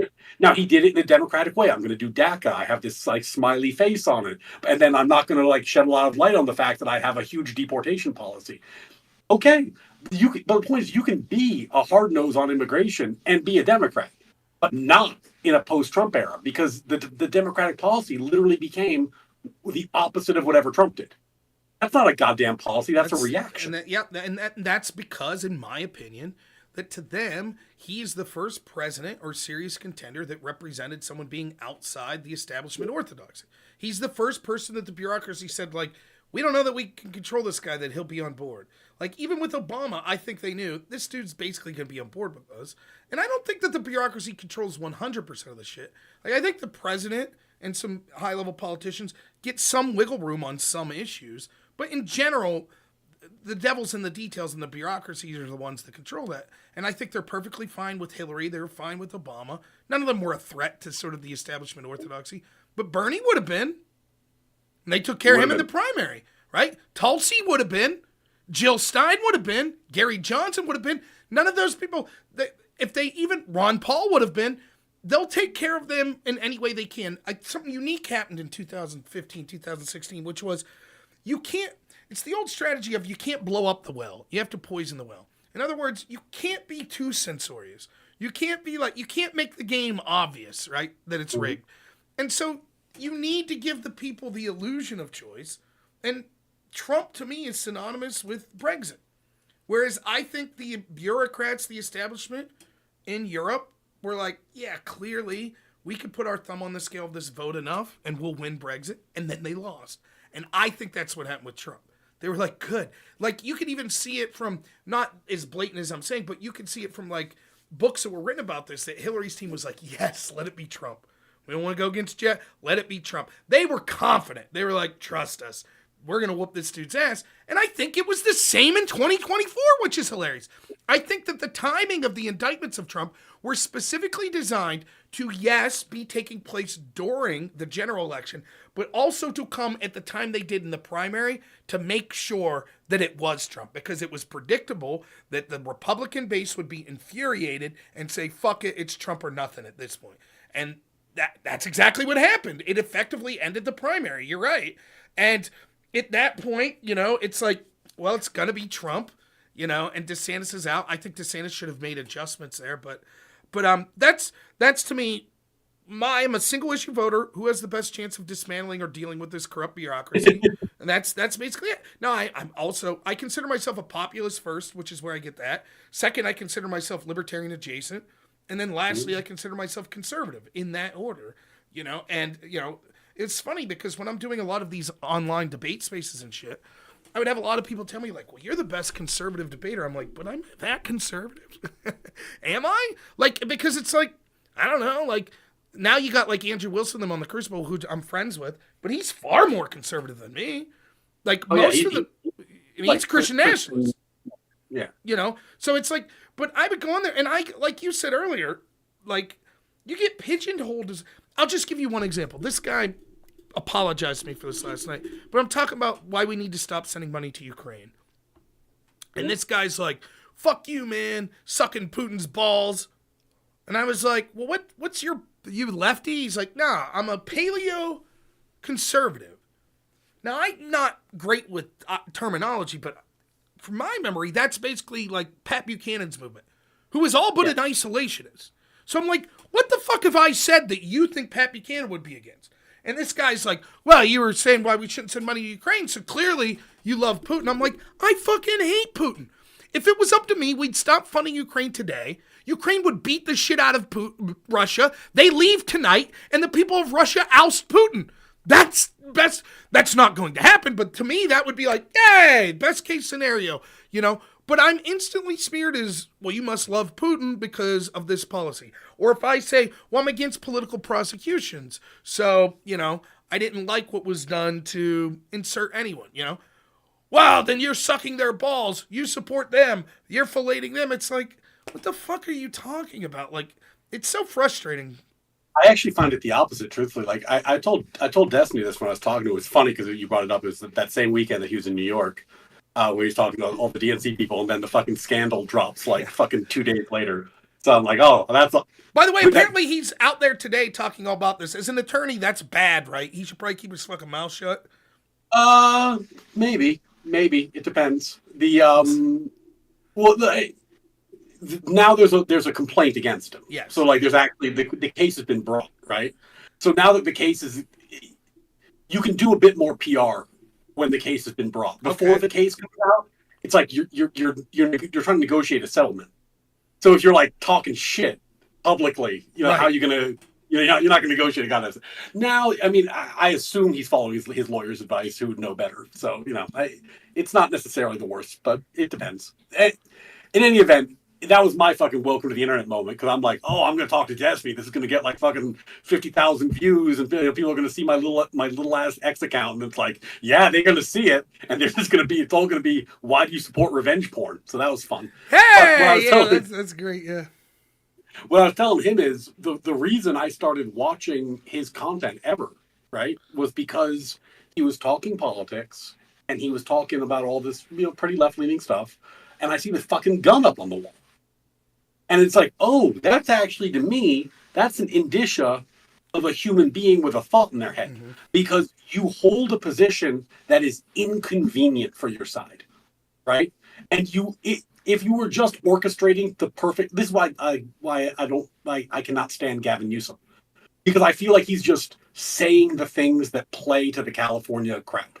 He's not a real person. Right, I find that to be how I know people are credible. I'm like, okay, you have a point of view. Like even in this conversation, you've admitted several times that there's something that Trump did that he shouldn't have made that statement. That's a bad thing to do. You probably shouldn't hold the shit over Adam's head. That might be that's an error. That's a sign of credibility to me, because if you're just trying to like play up to the base, why admit anything? You know, like you know what I mean. I agree with some caveats. Destiny's not a Democrat. He's not a traditional Democrat. Destiny is an institutionalist, right? And as an institutionalist, he's not going to give a shit, and institutionalists won't give a shit about some of these periphery things. So like abortion, we don't really give a shit. Like gun ownership, they don't really give a shit, right? He'll push back against the radical left on that stuff, but he will defend the institutions at every instant. Everyone. Find one they want. For example, when January 6th happens, he goes on his live stream and he's like, listen, the people that are trying to say that this was some pre-planned coup or some insurrection, that's bullshit. Clearly, it's a riot that got out of hand. I mean, they overwhelmed law enforcement. They're in there just milling about. If they really wanted to harm Congress people, they would have done it. Now he's turned into, that is a clear insurrection. Well, what's changed? Well, I've seen the court cases. Well, that doesn't change the video that you've seen. That doesn't change the argument you've seen. What changed is now it's politically expedient, right? And he does this with all sorts of issues. For example, he gave his honest opinion 3 days into the Black Lives Matter riots, the George Floyd riots. I talked to him, and I was like, you know, these riots are getting out of control. What should we do? We're having this conversation. He says to me, defending these riots, he says, rioting is the other side of the coin to voting. And that, yes, he's against private property destruction, but if you feel that the government institutions are screwing you over, then yes, this is how to get your voice heard. I said, well, when's it too much? Well, we're approaching it, but not quite there yet, I guess. Now weigh that against his rhetoric on January 6th, right? Where there were no private properties destroyed, right? And it's Luigi Mangione, he has the correct take. It's like, dude, you can't be fucking assassinating. But Donald Trump, when his buddy Pisco asked him, did you want that bullet to kill Trump? Destiny's response is, I can't say what I want. I don't think I could say because of terms of service, which would be a big red flag to you right out of the gate. And then he says, what I will say is him missing is the worst thing that could have happened. Now, yeah, that one really bothered me, and I want to be like clear about some distinctions in the way this plays out. Like for example, like he was on Piers Morgan and got challenged on that view, and I think he said something like, I'm not going to get into the nuances of that with this crowd. That's my argument, which I support that argument. I agree. I totally get that, and I get it when Ben Shapiro said the same thing when he said like I would call anyone by their preferred pronoun at a dinner party, but I'm not going to do it on a debate stage because it seeds too much linguistic. That's my argument with this tweet. Fuck you. I'm not telling you that. I supported Destiny saying that, is, by the way. Well, I totally understand that. Like Piers Morgan, that's a fucking shit show. That's a yelling contest. Like you have to know what that show is. You can't go in there and seed anything. Got it. But if you're having a conversation like this one, where it's like, okay, we're trying to be honest, we're trying to hash through some with stuff. With your co-host. It's his co-host, mind you. Right. Yeah. So that I think is a moment where you could be more honest and more reflective. But, and they were open about this. Pisco and Destiny at that time had made a conscious decision to become overtly partisan in the way that they covered things. Like they had gone through an arc where they were trying to be like open-minded and making bridges with the other side, talk to Ben Shapiro. Either, but yeah, I hear you. Yeah. But then they decided like, no, that's not what we're doing anymore. And I'm sure they had reasons for that. But like, yeah, I certainly prefer it when people are trying to at least embrace the spirit of the good faith conversation, even if it's imperfect. But for me, I agree with that. Like, but there's a difference between, and this is like, I challenged Destiny on this space. Destiny's a good enough debater. He's doing the spaces after this. And they're just bringing on these randos on Twitter that are he's wrecking them. So they bring me on, and you can tell the tone changes immediately. Immediately, he goes from just like bullying these people, and I'm like, all right, fuckhead. I was like, and this is what I said. I was like, you know what I find despicable about you, Destiny? I was like, it's not that you probably wanted Trump to die. It's that you can't even fucking be honest about it. That's what infuriates me. And I was like, remember when you said that rioting was the other side of the coin? And now you're trying to defend your statements by being like, well, political violence is too much. I was like, just say the truth, man. Like, I know you're afraid it'll hurt your brand. You're on this space. You can delete it, right? But we know the truth, right? Now, I'll be honest with you. Behind the scenes, I reached out to some of the people that are Destiny's Orbiters, and I was like, you need to tell this guy to chill the fuck out, because he's going to ruin his career. And more importantly that, he's got a pretty, how do I put this as generously as possible? He has an impressionable audience. And if they're taking what he's saying at face value, something bad could happen. So for the sake of fucking, and I spent 2 weeks, I hated streaming after that first assassination attempt. I was reaching out to everyone I could, was like, can we just have an agreement that we should draw the line at saying assassination's bad? And I couldn't find people. I couldn't. I talked to J-Stock, and they were like, him and Cherry were like, well, you know, but what if Trump is Hitler? And then Lonerbox, who was like a more reasonable, like calmer guy, he tweeted out, at what point should we have stopped Hitler? And I'm like, what the fuck are you people doing? What are you doing?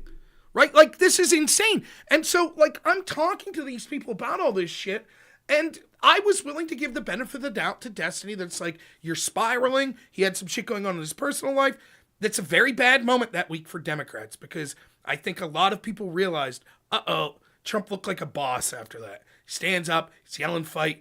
That's iconic moment, yeah. As far as politics go, that's bad for your side. That the other guy just got shot and looks like a fucking hero. Pretty bad, you know? And so you're smiling, you say some fucked up shit, that's the end of it. But he keeps doubling down. Well, Corey Competore, the guy, the firefighter that got died, fuck him, man. If you're MAGA and you go to a Trump rally, you know you're supporting Hitler, so fuck around, find out. That's what he says, right? Then the Luigi Mangione, he says, yeah, but it was different with Trump because, Luigi's not the big man where Trump is making these decisions, blah, blah, blah. It's like, dude, you're equivocating, you're rationalizing the killing of Trump again. Then he's tweeting out after these, sounds like they killed the wrong CEO. And at some point you're like, where's the benefit of the doubt that I'm willing to give? If I just say it's all trolling and shit, then why did he say that to Pisco? If it was just spiraling in the moment, why is he still saying this shit, And going back to the mean Napoleon tweet, right? Like where we got in that conversation is we're saying like, is there a higher principle that you can violate the law for a higher good in certain circumstances? Yes, but the problem is if you don't limit that applies to everyone all the time. So if this guy thinks that Trump is Hitler and thinks that he is stopping Hitler, does he get a hall pass because he's following the higher principle? Like that's the danger of the argument. It goes so goddamn far. I mean, talk to Ted Kaczynski. Same thing, right? Like he's fighting this greater evil. Same thing. Almost no one thinks that they're doing it for like petty, stupid reasons, right? So like that's the value of having actual principles. Is you can say like, it strikes me as problematic to do this because even though there are maybe, as you pointed out, these historic exceptions that kind of worked out, as a general rule, this is a very bad principle. Like if you let people do this, it has no limiting principle, it has no end, and it's just going to spiral into political violence. But it's even worse with this because there's one thing of being like, I'll refuse the court. Right? I'm not saying that's good. We talked about how bad that would be. But it's different to being like, I get to kill you. Like, I get to kill you because you're evil. And it strikes me as like, my thing is, there are certain implicit agreements I need to have before I'm willing to talk to someone. In the case of this tweet, you saw what I was saying on X. But in general, I don't want to talk to someone who I'm afraid might hunt me down and kill me. I'd like to avoid that person. You're right. You don't want to talk to someone that you think is going to talk to you. You don't want. Oh shit! I gotta go. Yeah. Sorry. That's all right. My audience told me last night not to talk to anyone that's vaxxed because it's taking over their brain. So there you go. But no, like I don't want to talk to someone. There are people that I won't talk to anymore, not because I blame them, but because their audience mass reports me. And so it's like, why would I talk to them anymore? Because then all of a sudden I get all these flags from YouTube. I'm done talking to them. Like Connor the other night. I'm not saying I wouldn't talk to Connor, but I'm not saying that Connor intentionally got my Twitch channel banned. But if I did think that he did that, why would I ever talk to him again, right? It's like, yeah, you're not going to talk to someone that conversation itself could lead to real world harm to you. Makes sense. So there needs to be an agreement. Like before I talk to you, I don't want you to, I need an agreement that you're not going to come to the conclusion. If I really dislike what your political arguments are enough, I could advocate assassinating you or the people you support. That's it. And so if Destiny truly wants Trump to die, wants him to be assassinated, I don't want to talk to him. Period. Yeah. I'm not saying that I'm going to be on the horn with the FBI or that I'm calling YouTube to get him banned. I just don't want to fucking deal with the guy. You go do you then. If that's going to be right. And for me, it's like, I think that we as a space need to call that shit out. You need to say like, no, that is not fucking in the realm of appropriateness. That's a bare minimum of, because once violence is on the table, then dialogue is impossible. And so that's just my feeling. You have to have principles and you have to apply them consistently. Otherwise, you're a hack. That's what a hack means, right? It's somebody it's rule for me, not for thee, not for me. And they just do whatever works for their side. If you don't advocate that there are some principles that you're going to follow, like for example, political assassination is bad. That should be a low bar. It reminds me of actually why a lot of people got so disillusioned with Sam Harris, who I've always enjoyed listening to. I disagree with him a lot, but I enjoy it. But then when he said like Trump is such a unique evil that it would essentially they could find bodies and violations of free speech. Well, it's like no. You can't. It doesn't work that way. You either care about free speech or you don't. And if you care about it, then you have to uphold the principle, especially when it applies to somebody you don't like. That's actually the only time it matters. Right? Right? Like, I totally agree, but what I'm saying is, you're right, but I'll still talk to someone that's a hack. Like, I think Pisco's a hack. I enjoy talking to him. I think he's a fucking political hack. But Pisco doesn't want me to be killed if my political ideology, you know. And I've had that, like, the first time I had this conversation was this guy on this website, this blog I was on above Top Secret. And he was a guy that was, I would say, an intelligent socialist, if such a thing could exist, but whatever. And he was saying after the Charlottesville shit, he put on this big screed there in writing, you know, and he's like, you know, Trump's clearly a Nazi.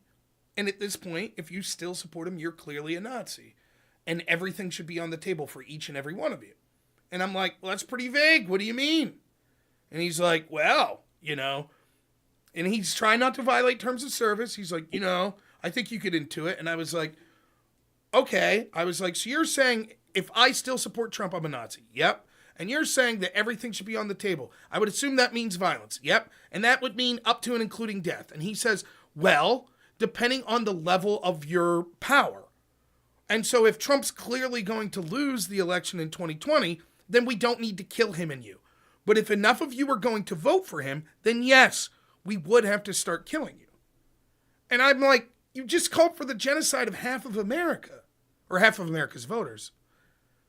And, and the crazy part was, you know, okay, there's fucking insane psychos, whatever. The crazy part was the people defending him. And there were dozens of them. And they were like, well, he's not saying to kill you now. He's saying if things got bad enough. And I was like, right. But he's saying his definition of things being bad enough is Trump winning the election. Like, and they're like, well, and that's the shit to me. I deal with this shit. I've dealt with this over and over. When Destiny was saying this shit, I went to his Reddit page, and I shit you not, it was rife with anonymous Redditors on his Reddit page that were like, listen, we tried to do it the right way. We went to the courts, but the courts made Trump God Emperor. That he cannot be prosecuted, which is what Destiny was saying. That was his. Trump is now beyond prosecution. The Supreme Court is so corrupt, and now if he would win, he could do anything, and the Supreme Court will defend him. And so now we must take matters into our own hands. And it's like, that's different than Trump's violating the TRO and put a tweet out.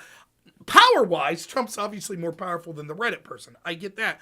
But when it comes to, like, if I truly believe you're a hack, okay, fuck it, I'll talk to a hack. But if I truly believe that you're like, yeah, we should assassinate Trump, I don't want to talk to you.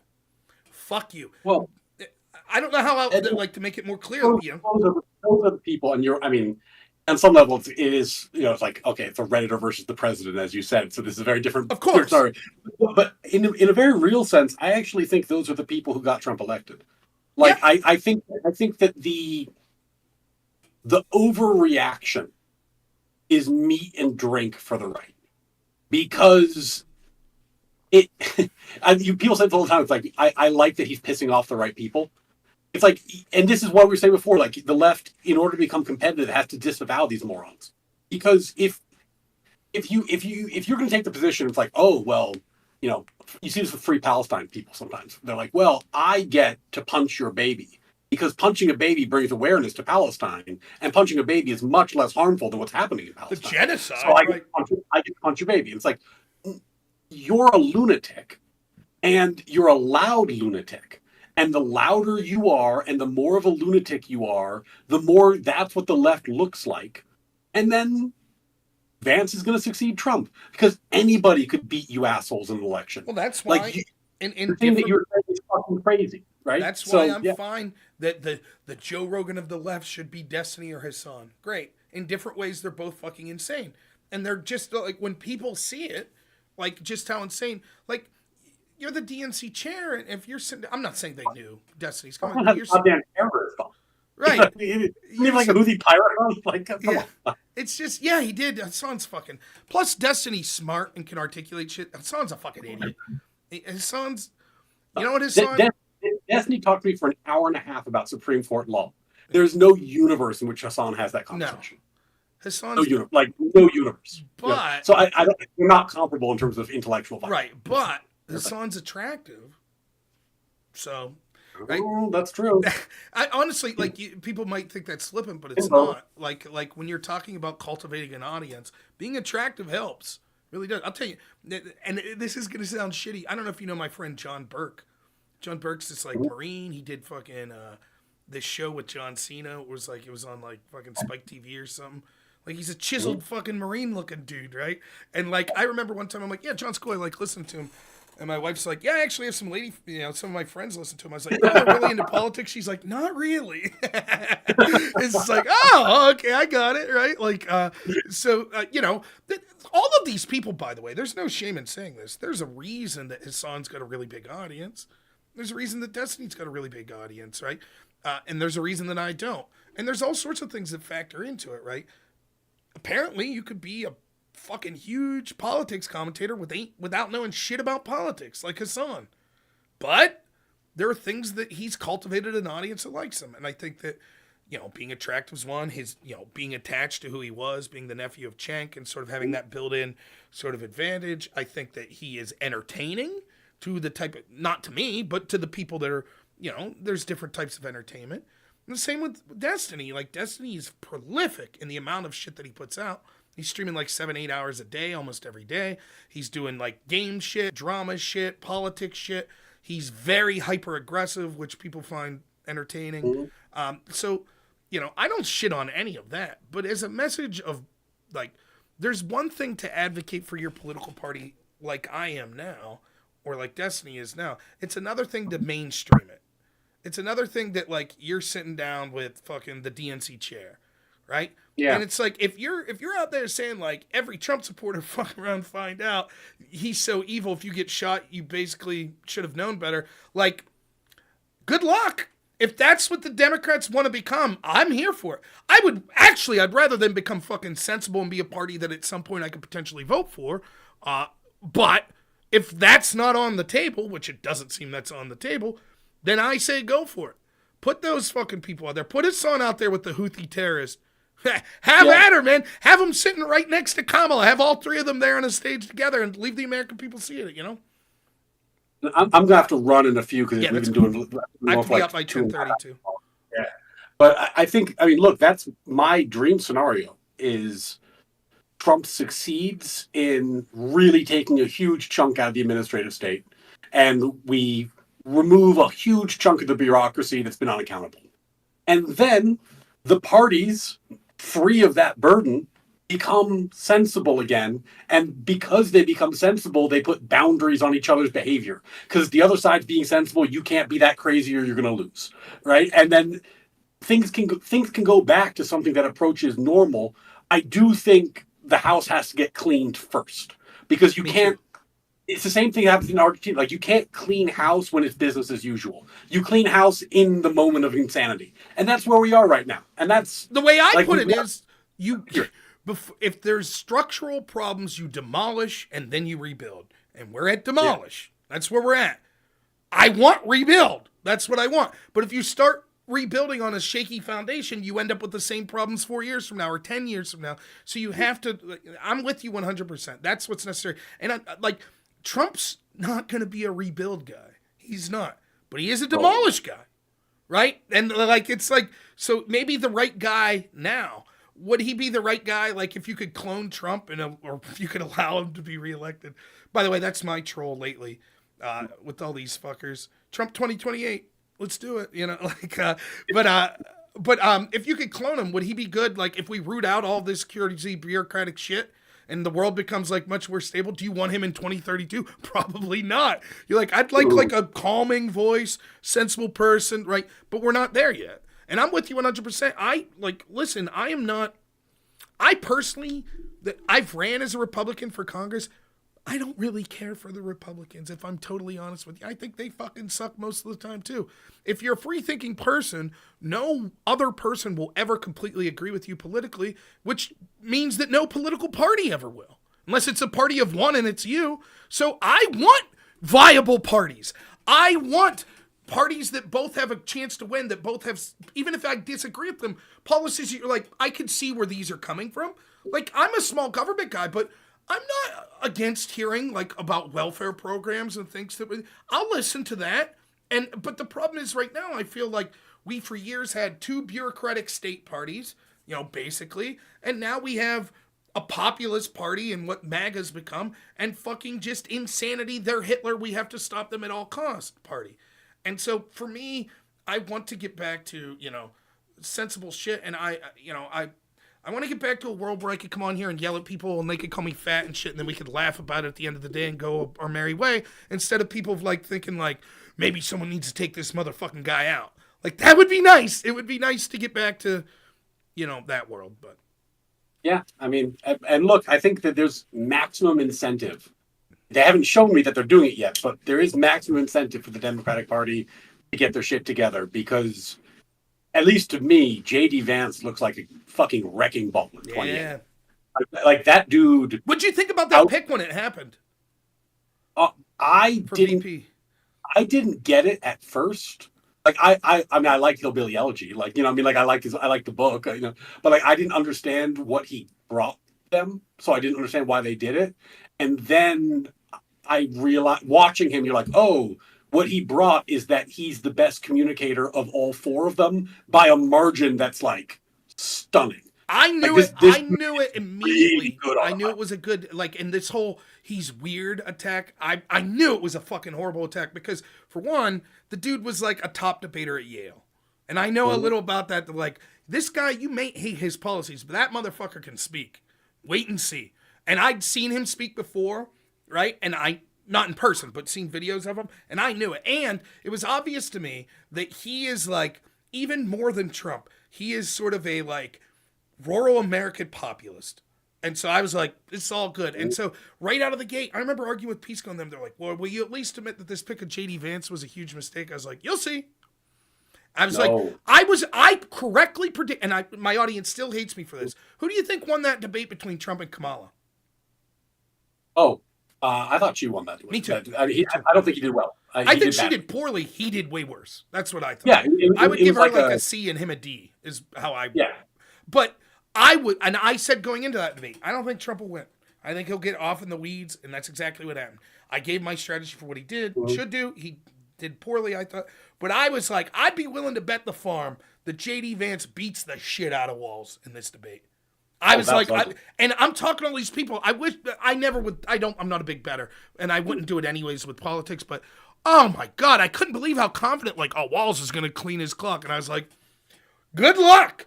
I mean, their whole argument is like Trump, Vance, or Hitler, and Walz is sitting there every time like, I agree. Yeah, it sounds good. Like almost everything Vance is saying, it's like in every single way, Walz got crushed.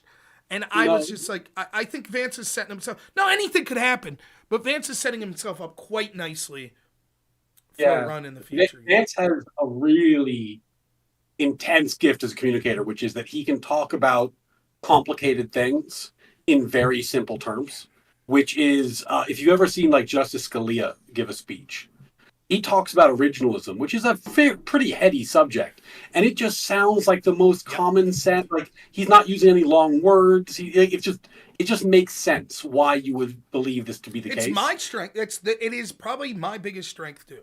When I coached debate, right? I debated for 4 years. I did pretty good. My coach was this intense, like fucking. He's a normal guy, but he's like a weird fucking debate genius, like savant guy. So like we would at Clarion, you'd have novice debaters come in, right? And my coach would be like throwing these fucking concepts and words at them. Like you'd be talking about like, all right, here's how it's possible that there'll be a tie and Hastert will be president because he's Speaker of the House and blah, blah, blah. And these kids that he's talking to is like, what's the Senate? And like that's how bad it would be with some of these people coming in. Yeah. And so I would be like, let me talk to them, right? And I think even on my channel, I don't use a lot of big words. I think that I don't think I'm overly smart, but I think that I'm able to at least have a broach of an understanding of concepts. Like I'm not a lawyer, but I think I do quite well when I debate people like Pisco on these legal cases, and it's because I'm able to have at least a cursory understanding of what's going on and communicate it to the average person. And it doesn't matter how smart you are, if you are if part of what you're trying to accomplish is getting regular people on board and you can't communicate to them in a way that they understand, it's irrelevant. It really is. And part of being a politician is to get elected, you got to talk to regular people. And I don't remember. I honestly struggle to recall most of the policy discussions in the VP debate. I remember the gym meme that J.D. Vance did, right? I remember, frankly, I don't care, Margaret, right? Because you have to it's not enough to have good policy. You have to be attention getting, you have to be memorable, and that means that you're saying something that's pithy and resonates with people. And if you're talking, the way lawyers often do in, like, these high-minded concepts, and I'm like 3 levels deep in constitutional theory, it's like, well, who the fuck's your audience? I talked to And this. more, I talked to this most guy. important, just to make the point, any lawyer who could follow along with the stuff that I'd be talking about if I was saying that already has a strong opinion on the Right. subject and is unconvinciable Right. because they know the same shit I'm talking about. Right. They already know. So who are you convincing about I that? talked to this guy. He seemed decent. I talked to him a couple months ago. His name was Sage Outcast, and he's not a Trump fan. And we were arguing back and forth. And he starts talking about we're talking about like inflation, and he's like, "Well, here's the problem with inflation." And he goes on this like 9-minute spiel. And it turns out, I asked him later, but I could tell immediately when he was talking, he owns a shipping company. So to him, inflation's all about shipping. So he's like talking technical terms. He's like, well, you don't even know what this is, and like this concept, and blah, blah, blah. And he's gone on for 9. And finally I stopped him. I'm like, you're right. I don't know what you're talking about, but the problem for you is no one does. I was like, if I ask my audience right now, it's not even they're my audience. Like, we're all just sitting here like, what are you saying? You're not speaking a language that people outside the business understand. And he's like, but my audience gets it. And then apparently he's like, well, a couple of them are saying no. I'm like, right. Like, I'm not saying this just to shit on you because we disagree. I'm saying I literally don't know what you're saying. Like, you're right. You do. By the way, your jargonistic way of talking about shipping, you may be right, but that doesn't mean you're right. Oftentimes people substitute lack of confidence in their argument for a high vocabulary. And it could, I'm not impressed. Hell, when I debated, I remember I had one judge tell me they never heard someone at the highest level of collegiate debate stop around to be like, I don't know what that word means. And it does perceptually look bad, but I didn't know what it meant. So how can I respond? And it's like, you just have to be able to be like, if I can't understand you, I think I'm of reasonable intelligence, and so that probably means a lot of people listening don't understand you. So can we talk about this in a way that maybe people could... So yeah, I agree with you, and that is Vance's strong suit. But hey, I'll get you out of here. But I definitely want to give you a chance to let us know where people could find you, like what your normal schedule is, if people want to check you out. I in no way have a platform. So you can find me on X, Ryan C. Mullally, which is just my God-given name. And I jump on streams like this because I enjoy the conversations, but it's not like I have anything that I'm hyping. So if you like hearing my insane opinions, feel free to hear more of them on X. And Rob, thank you so much for hosting me, man. This is a lot of fun. Well, I had a blast, and I hope that I've illustrated to you that I'm willing to talk about these things in a civil way if people are, actually interested in it, and it's not just a blood sport on X. Condemn this. So I had a lot of fun. I really did. Yeah, man. This was great. All right. Well, hopefully we talk soon. You have a good one. Yeah, man. You ever want to chat again? I'm always around. All right, man. Take it easy. Bye-bye. Good stuff. It was fun. All right. I have some questions for the audience, then we're going to get to super chats. I have to be at work at 6:30 tomorrow, so a.m., so probably not going to stay up here too late. The hockey game I saw people were saying was 2-2. How many fights were there? Were there any fights tonight? I'm hoping. And did the Boston crowd boo the Canadian national anthem? Those are the counter thrifty. Yeah, that's right. I don't even know if I can pronounce it. Counter thriftity. Yeah. I'm interested to see what was going on there. And that's Ryan's link to X there, so please check him out. Give him a follow.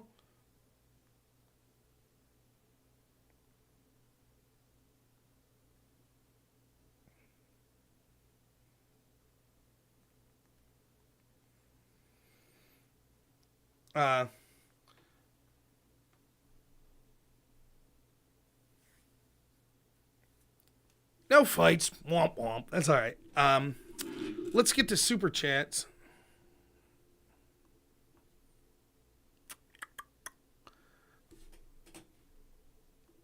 Oh, I don't know why I'm so tired today.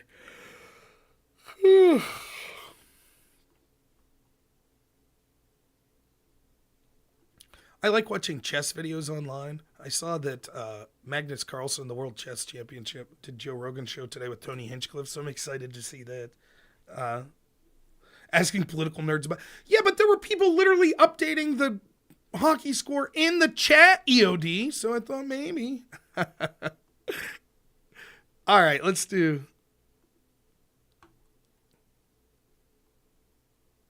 All right, I didn't miss a lot tonight. So, Black Jaden, thank you as always, man. A membership, 4 months. W after W for conservatives in our administration. Absolutely. Emily, thanks so much for being a member. 4 months. It says, oh, hello, I found this. Thank you so much. Really appreciate it. I'm sure there were Americans booing the national anthem as well. Thank you both. I really appreciate it. It's a hockey night. A brief side note, hockey is it's between hockey and baseball, which is my favorite sport. It's completely opposite reasons. Baseball, there's something about it. It's like the nerd sport, all of these statistics and stuff. It's calming. It represents something to me. Like, I fucking hate the weather here in rural Pennsylvania in the winter. I hate it. I had to go out today. I was been putting it off. I had boxes from Christmas that were building up in the basement. And I was waiting for a good day that I had off work. There are none. So I had to go outside in the wind today in the 2-degree weather and burn boxes there. It just sucks. Baseball, it's like, oh man, it's April 1st. Spring finally is hitting. The leaves are turning green. Like the grass is green. No more snow. Just relaxing. Watch a 2.5 hour, 3 hour baseball game. I love that. And it's 162 games. Like every night. I like listening to the games on the radio. I love it. But when it comes to the excitement of seeing a game, nothing beats hockey for me. It's surreal. Like, I remember when the Penguins won their cups. Detroit, when they beat them, when they beat the Sharks, when they beat the Predators. Like that Detroit game, it's 2-1. There's 10 seconds left. The faceoff's in the Penguin zone. Like, you could hardly breathe. It's just so exciting, and they're getting the puck. Detroit gets the puck, and they're going to score, and you're just like, and then, of course, they didn't score, and the Penguins win. It's really amazing. Anyways, the reason I bring it up, other than this stuff, is what's your name on X, RB20 guy?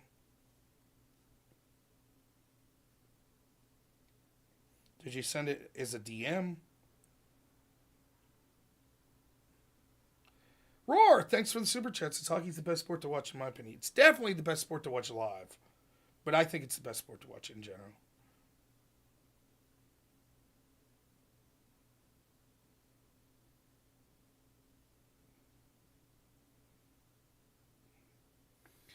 Anyways, the reason I bring it, RB20, you got to tell me what your name is on X, or I can't answer your question.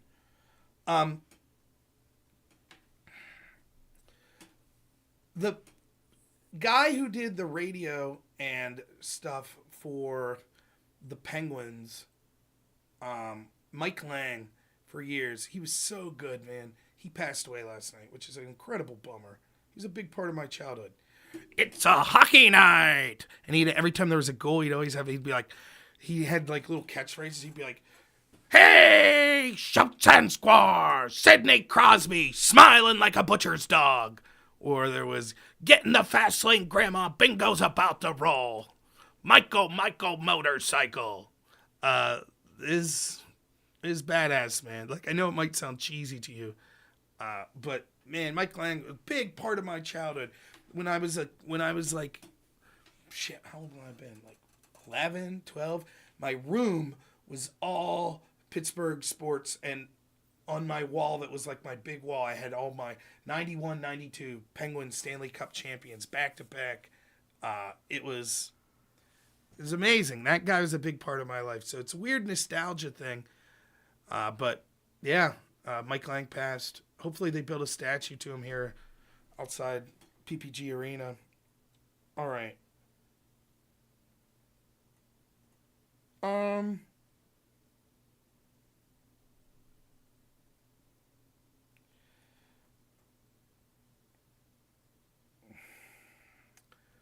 What'd you say your name was? RB20 guy. If you sent me something about crypto, I blocked you.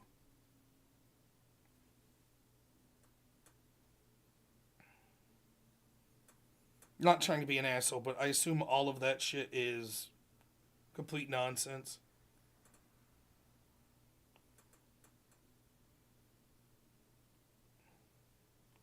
So maybe that's what happened? Uh,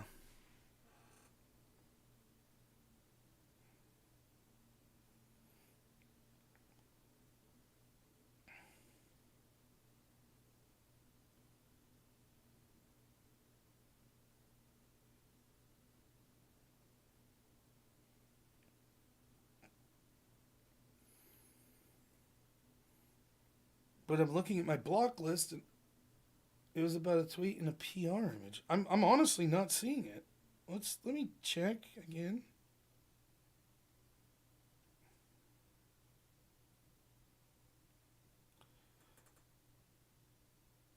Okay, I'm going back.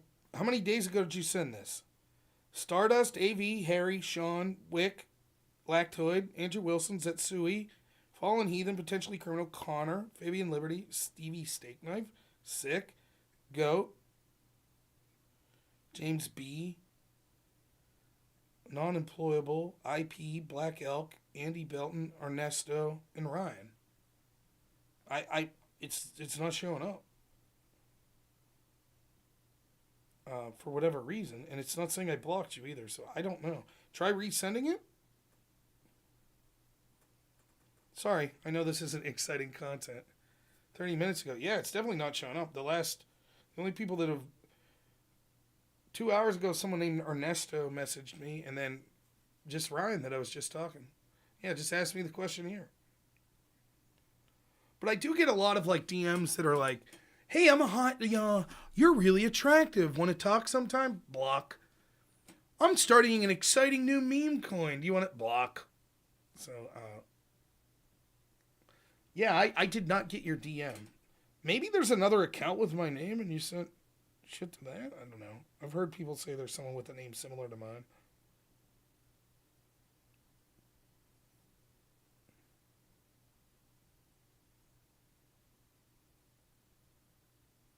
I don't know.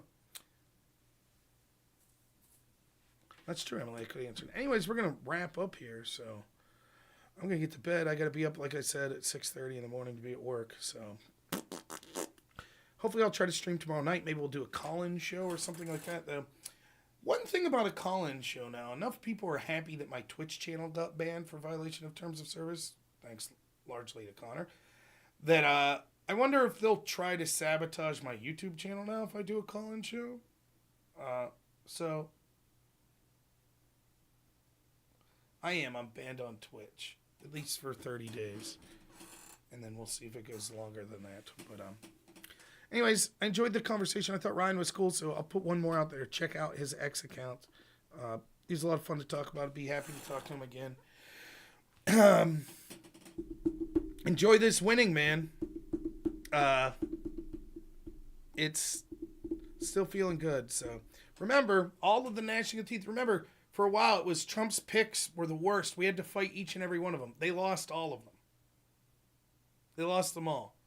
The big three were Tulsi, RFK, and Kash Patel. They lost all three. So, yeah, maybe I'll hit you up, EOD. So, all right, folks. You have a good evening tonight. We'll talk to you all probably tomorrow evening. As always, have a good one.